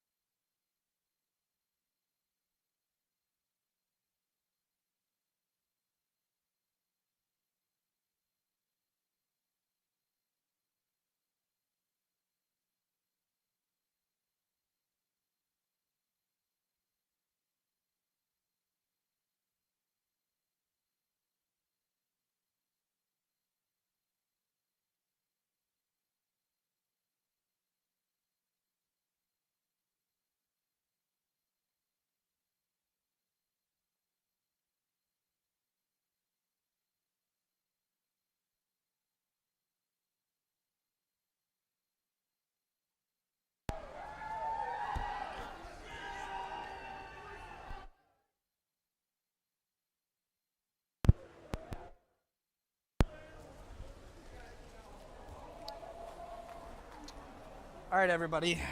We have a really great treat for you tonight. There will be one showing, as in one heat, of the 400-yard IM. It will be the women's 400-yard IM.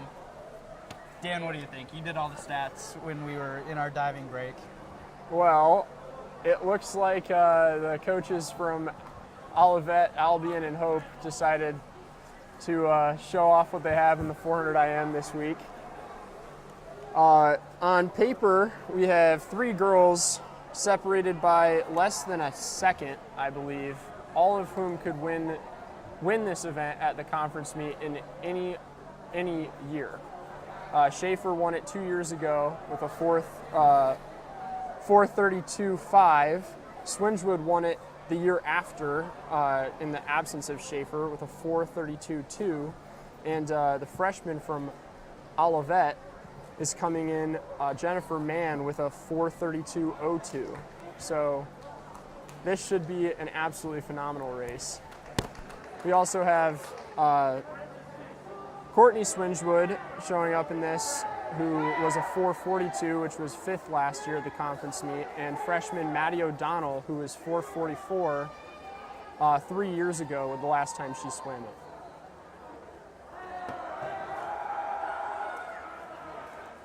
I'm sure they're not exactly excited, but this is definitely fun for the spectators.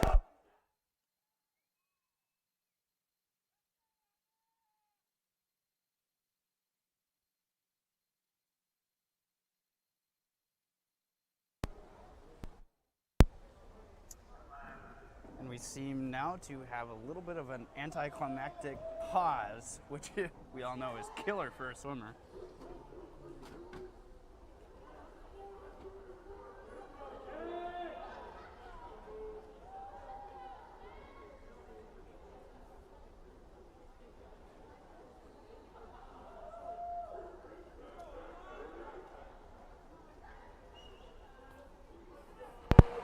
Again, this is the only heat of this.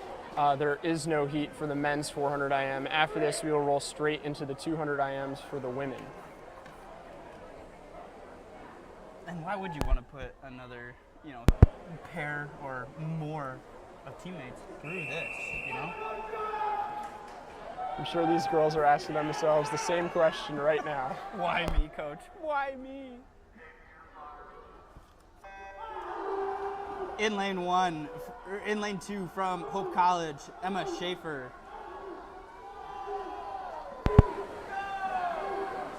Sorry. Looks like our heat sheets are a little bit off here. Yep. All right. In lane 2 from Albion, Courtney Swingewood. In lane 3 from Hope, Maddie O'Donnell. In lane 4 from Olivet, Jennifer Mann. In lane 5 from Hope, Emma Schaefer. And in lane 6 from Albion, Samantha Swingewood. Sorry about that, folks. The other great thing about the 400 IM is you get to see what every single individual swimmer's strengths and weaknesses are. Yeah. Out here taking out it strong in lane 6 is Samantha Swingewood. She showed you her chops in the 2 fly earlier, going to 2:07. Schaefer here is a breaststroke specialist, as is O'Donnell out in lane 3. Yeah, and so far so good. I mean, this is kind of what we were expecting, at least, for Samantha Swingewood to kind of go out there fast. And then right behind her is Maddie O'Donnell and Emma Schaefer. That's right, and Courtney Swingewood, the sister of Samantha out in lane 2, is also a breaststroker. So we should see them start to take a little bit of time off in the next length. This is exactly how Schaefer swims this event and the 200 IM every single time, though. Yeah, look for some really high frequency and good turnover in her stroke here coming up into the third part of this race. And Jennifer Mann, the freshman from Olivet, in the middle there, she's the only one not wearing a suit, but her time coming into this meet is the fastest of the 5.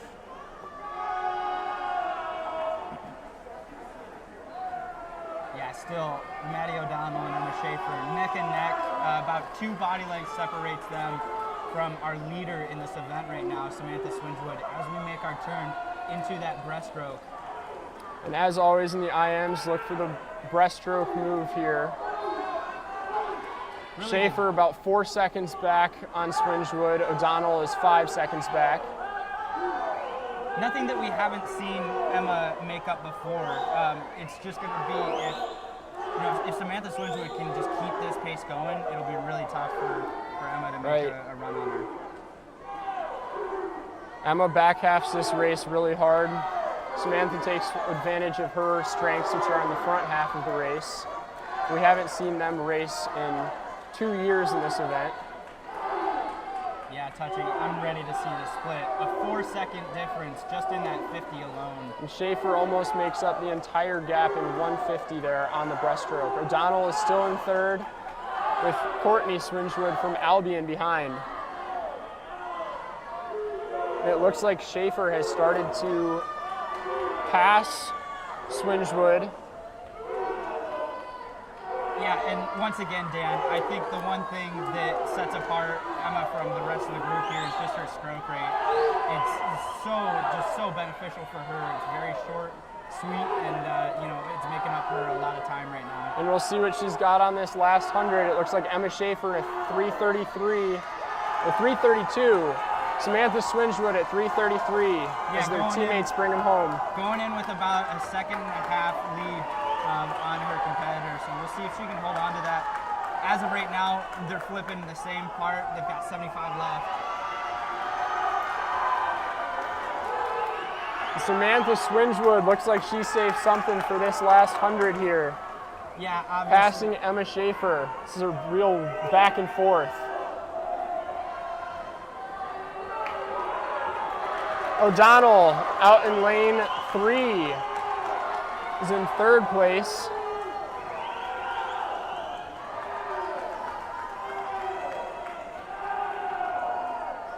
Real tough event here. It looks like coming in the final turn, Samantha Swingewood, it's her race to lose.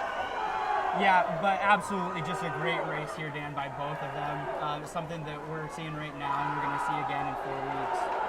And a 4:38 and a 4:40.2 from Swingewood and Schaefer, with the freshman O'Donnell setting a new personal best of 4:43. Touching first in the heat in lane 6 is going to be Samantha Swingewood from Albion College with a time of 4:38.42. Up next, we have heat 1 of 2 of the women's 200-yard IM. Maybe.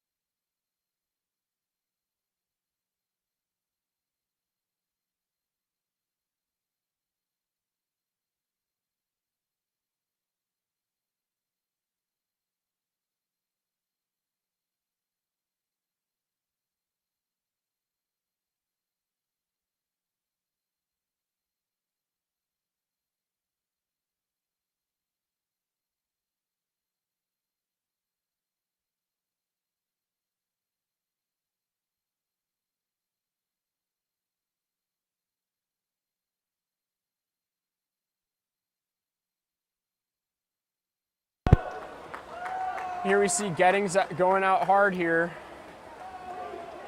She's more of a butterfly freestyler, but she really can do every single one of the strokes quite well.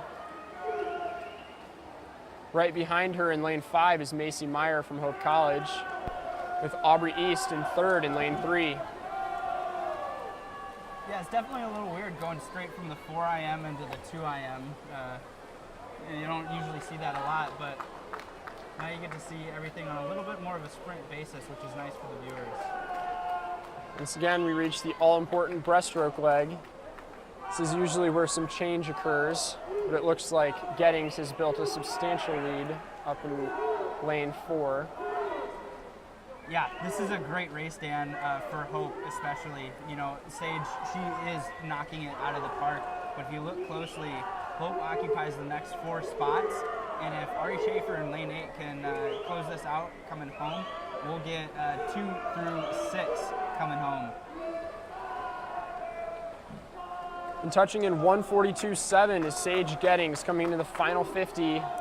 Aubrey East at 145 is in second. That breaststroke leg took her past Macy Meyer in lane 5.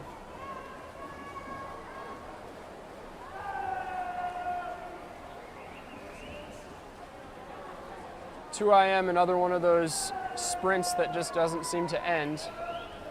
You can't take any stroke off because it's not long enough to make a comeback on usually. You got Sage Gettings in a 2:14.4, followed by Aubrey East and Macy Meyer, both going 2:18. Yeah, it's not going to matter, Dan. Hope just went 2 through 6. Taking the heat in lane 4 is going to be Sage Gettings from Albion College with a time of 2:14.41. Up next, we have heat 1 of the men's 200-yard IM.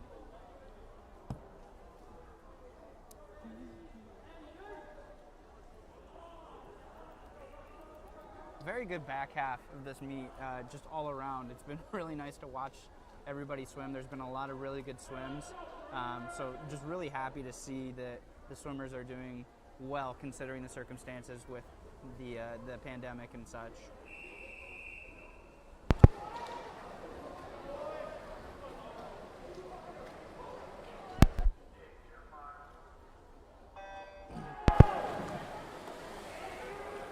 In lane 2 from Albion, Russell Brown. In lane 3 from Albion, Anthony Hopkins. In lane 4 from Albion, Andrew Jana. In lane 5 from Hope, Colin Klein. And in lane 6 from Olivet College, Parker Brown. Right now we see down there in lane 2, Russell Brown of Albion taking it out 26.5. Really utilizing his underwaters on that first 50, saving his energy for the back half of this race. Colin Klein of Hope in lane 5 is in second.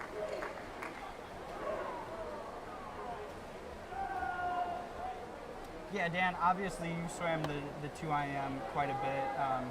You know, you've had your fair share of experience. What do you say is the most critical part of this 2IM? It's definitely this breaststroke leg from the turn going back to breast to the turn going breast to free. There's 3 turns in there and they usually make up the entire race.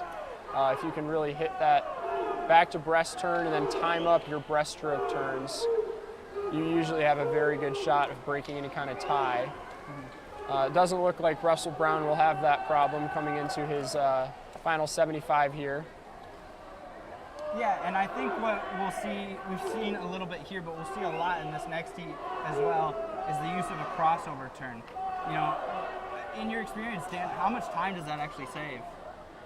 Compared to bucket turn or regular back to breast turn, probably, if you're good at it, probably about a second.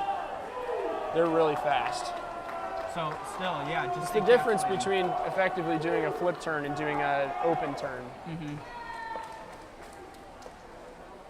It's more than just how quickly you get in off the wall, it's also the momentum that you build up coming into your breaststroke leg.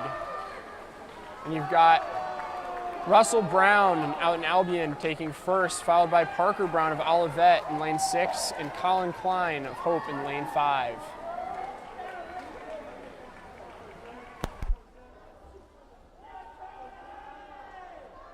Taking the heat in lane 2 is going to be Russell Brown from Albion College with a time of 2:07.96. Up next, we have heat 2 of 2 of the men's 200-yard IM.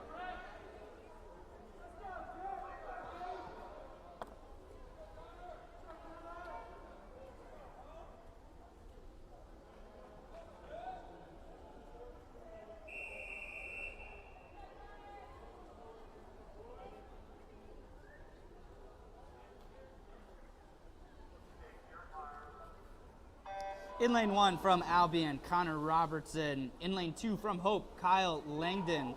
In lane 3 from Hope, Connor East. In lane 5 from Albion, Jake Huttenlocker. In lane 6 from Albion, Declan Tharp. In lane 7 from Hope, Ted Lockett. And in lane 8 from Hope College, Justin Nishaw. Yeah, and this is another one of those really fun heats to watch. Huttenlocker and Tharp were 3rd and 4th in the conference last year in this meet from Albion, down in 5 and 6. Connor Robertson took 2nd in this event last year in lane 1. And obviously the freshman Connor East for Hope College has been showing what he can do throughout this meet. Yeah, he's looking really strong here. He's definitely going to have to build up a good lead over Jake Huttenlocker coming into this breaststroke turn. But an interesting spot in lane 4 that would have been that would have been Jake Peterson from Hope College. Maybe a strategic pull there for the 4 free relay coming up here after this. Yeah, that's right. On this breaststroke leg, both Connor Robertson and Jake Huttenlocker are really strong breaststrokers. Obviously, we saw Huttenlocker take the 200 breaststroke by about 9 seconds. He's making up some time here. But it will be Connor East going into the final 50 and a 1:30. Yeah, he's got about a 1/7 of a second here. And honestly, from the looks of it, Dan, I don't think that Jake's going to be able to come back on him. He's got about a body length going into that last turn. That been a great turn there by Connor. Yeah, one thing we've seen from Connor, this whole race is just great underwaters. The guy is very disciplined coming in. And a 1:57.5 taking first for Hope, followed by Jake Huttenlocker of Albion in lane 2 and Connor Robertson of Albion in lane 1.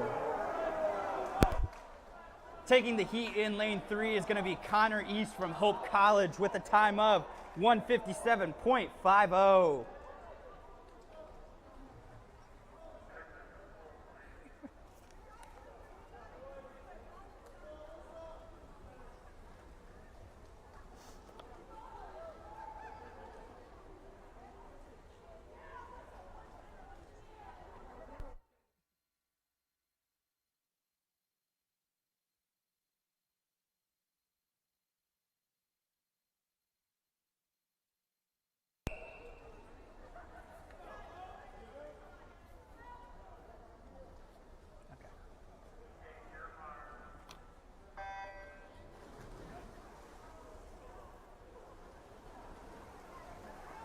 This is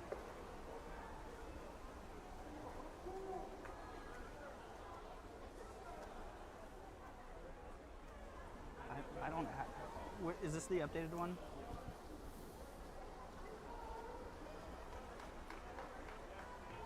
No, it's not. Just announce who's in what one. Oh, here we go. In lane 2 from Albion, the C relay. In lane 4 from Albion College is going to be the B relay. In lane 6, you have the Hope B relay. In lane 7, you have the Hope C relay. And in lane 8, closing out the field, will be the Hope D relay.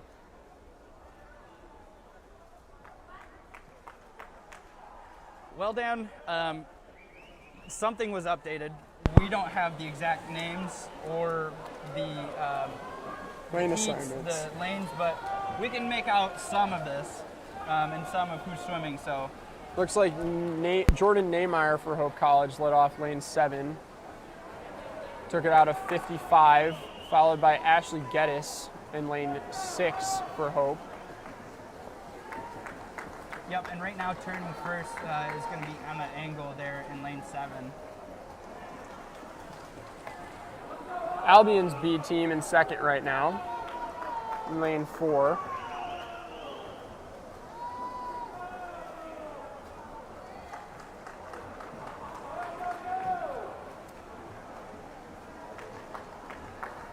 Yeah, Emma Engel coming into her last little bit. She's going to be handing off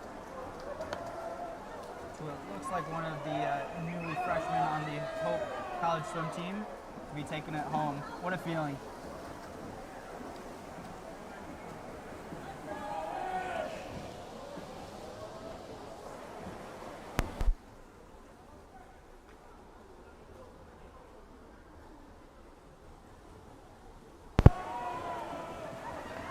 lane 6, we have the Hope B relay making a move on Albion's B relay.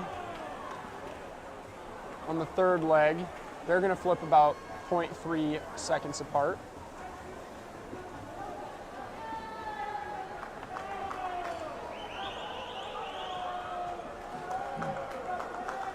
Yeah, this is cool coming into the last little bit to see the battle of the B relays between Albion and Hope.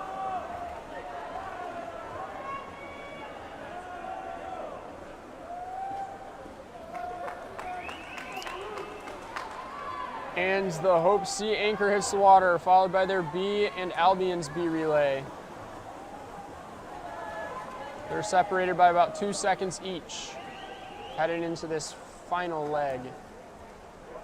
Yep, so that's going to be Alexa Paez-Osorio in lane 7, bringing it home for the Hope relay, the C relay for Hope.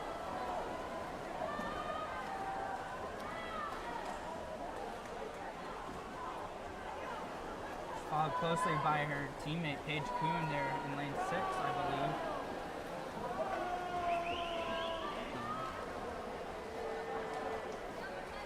I apologize, that is Maggie Horner in lane 6, bringing it home.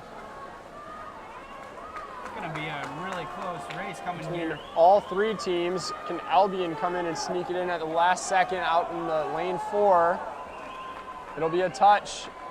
It goes Hope's B, then Hope's C, then Albion's B. All separated by less than 0.2 seconds. Yeah, I love that, Dan.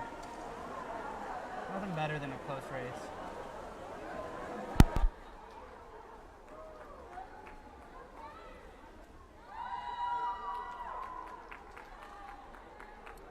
Taking the heat in lane 6 will be the Hope B relay with a time of 3:51.63.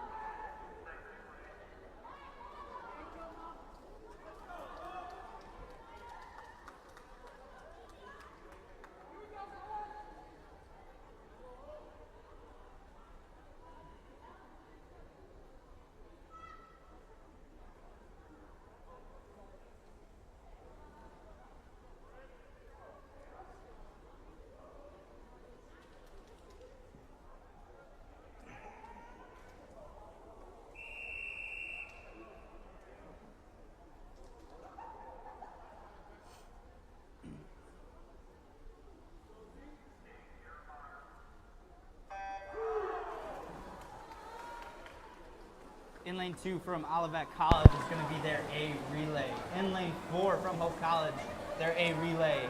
In lane 6 from Albion College, their A relay. And in lane 8, closing out the field, is going to be Olivet College with their B relay.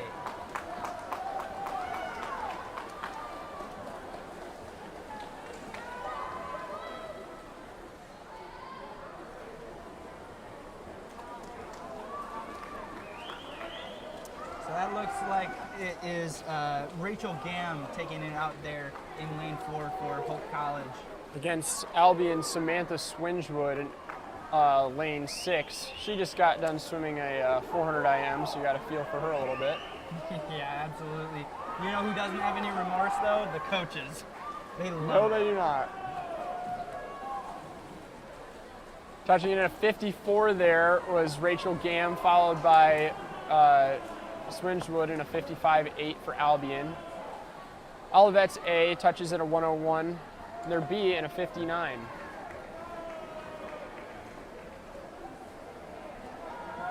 Yeah, starting to make a little bit more of a lead here, about a body length of a lead coming in to that second 50.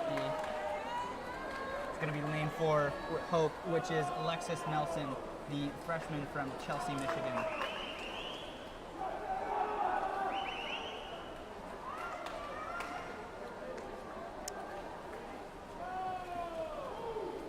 It looks like Hope's A relay is an all-freshman relay. Tabor likes to do this sometimes. He last year, I believe, at the league meet, the team was an all-freshman relay. So this is a different group of 4 all-freshman relays. Yes, you're right. He does love to do that. He's been known to put housemates up against housemates and the such. So nevertheless, we're not surprised to see this.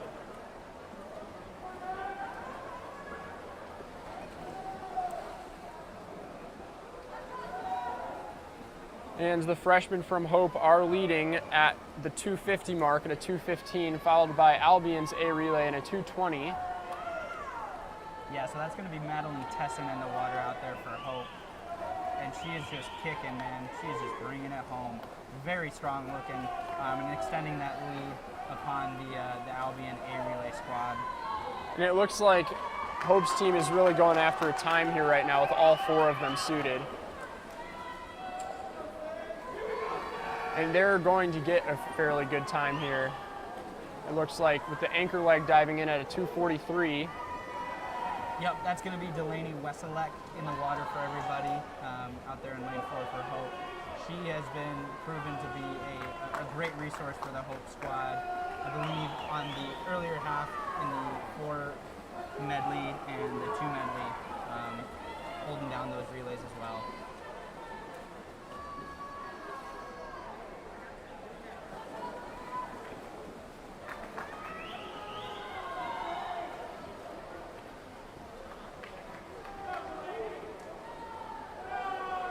Actually closing on Delaney in lane 6 is Albion's anchor, but it will not be enough as they've built up a big lead. Hope finishes first in a 3:38, followed by Albion in a 3:43.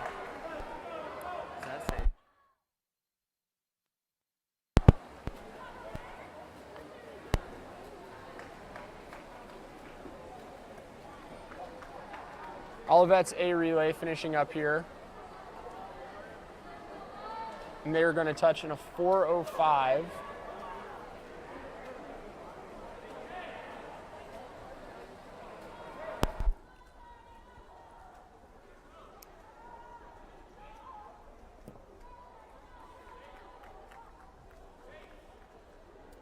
Winning the event from Hope College is the team of Gam, Nelson, Tesson, and Weselek with a time of 3:38.19. Up next, we have the men's 400-yard freestyle relay. This will be the last event of the night.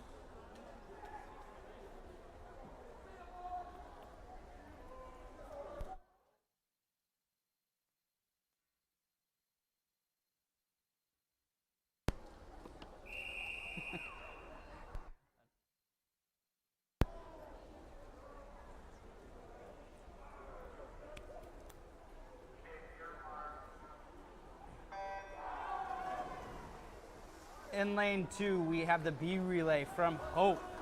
In lane 4, we have the B relay from Olivet College. In lane 6, we have the C relay from Albion College. And rounding out the field in lane 8 is going to be the C relay from Hope College.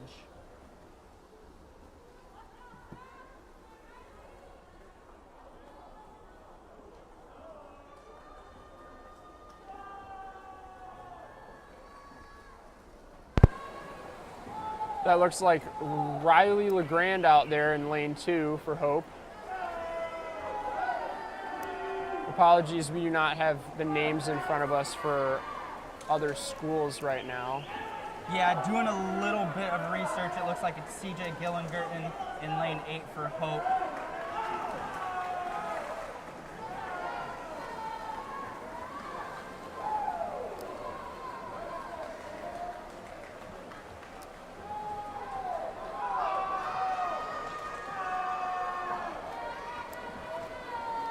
And let's keep in mind that that Hope B relay is racing against the teams in the final heat as well.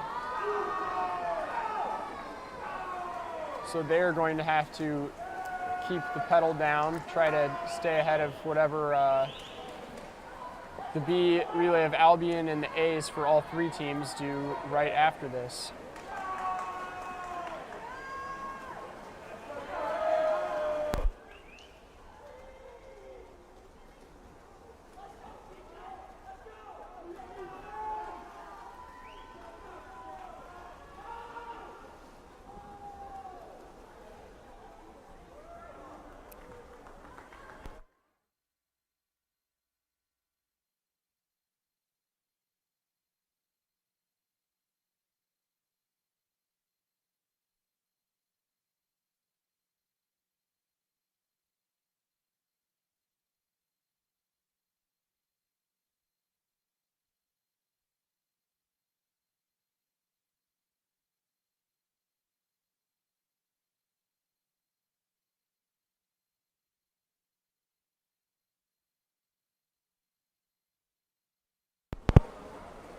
And hitting the water here is the anchor for Hope's B team. They're in at a 2:32. They're going to be followed by Hope's C relay out in lane 8. And Olivet's B is in a tight race with the Albion C relay, both hitting the wall there at a 2:46 for their anchor legs.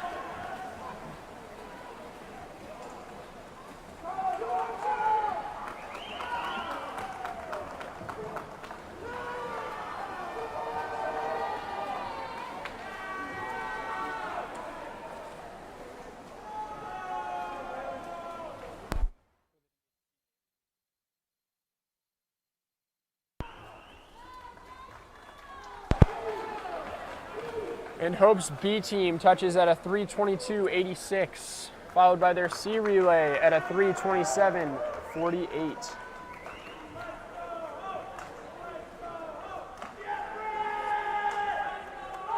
Lane 6, Albion C relay finishes third, followed by Olivet. Winning the heat in lane 2 is going to be the B relay from Hope College with a time of 3:22.86. This is the final heat of the 400 free relay. Mr. Starter.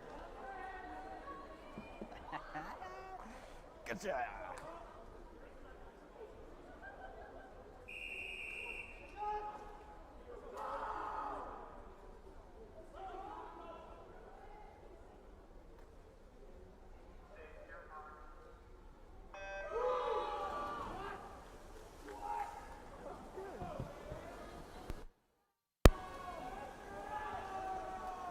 This is your final heat. In lane 2 from Albion College is going to be the A relay. In lane 4 from Hope College, their A relay. In lane 6 from Olivet College, their A relay. And rounding it out in lane 8 is going to be the Albion B relay. Flipping first there is Bailey Smith, Hope College at a 23.3, followed by Olivet. It looks like Takato Timmerman leading it off. Yeah, Bailey's been a really strong key for the Hope College team tonight, and starting to extend a lead on their Albion A relay right here with about half a body length coming in. And Bailey Smith at a 48.5, followed by Evan Warner on the Albion A in a 49.6. Yeah, Bailey handing off to Ben Dubé, one of the freshmen of Hope College, who's proven to be also a really nice skill. He's had a little bit of trouble starting out with the 100 free, but has really started to build upon those times and gain the confidence in this race. And currently, the Albion A and Hope A relays are separated by about 1 second.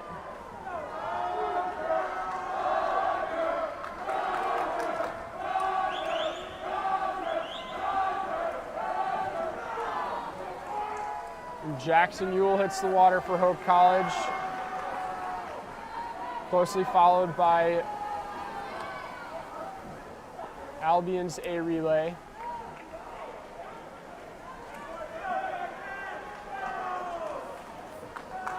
That's Brendan Ritchie down in lane 2.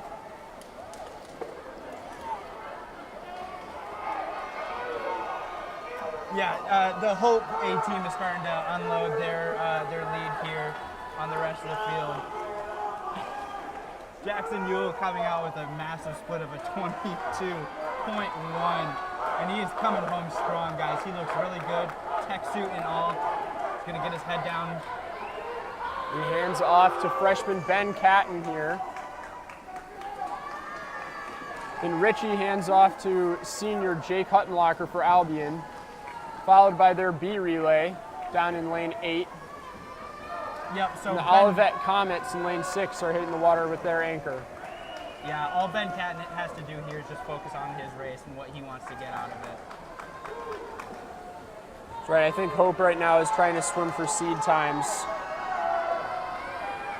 Keep in mind that Ben Catton is one of the only 2 on that relay who is unsuited. And here coming in for the final stretch, Ben Catton will touch in 2:13.52 for Hope, followed by the Albion A relay in a 3:17.7, and the Albion B relay in a 3:24.3. Did you catch his first split?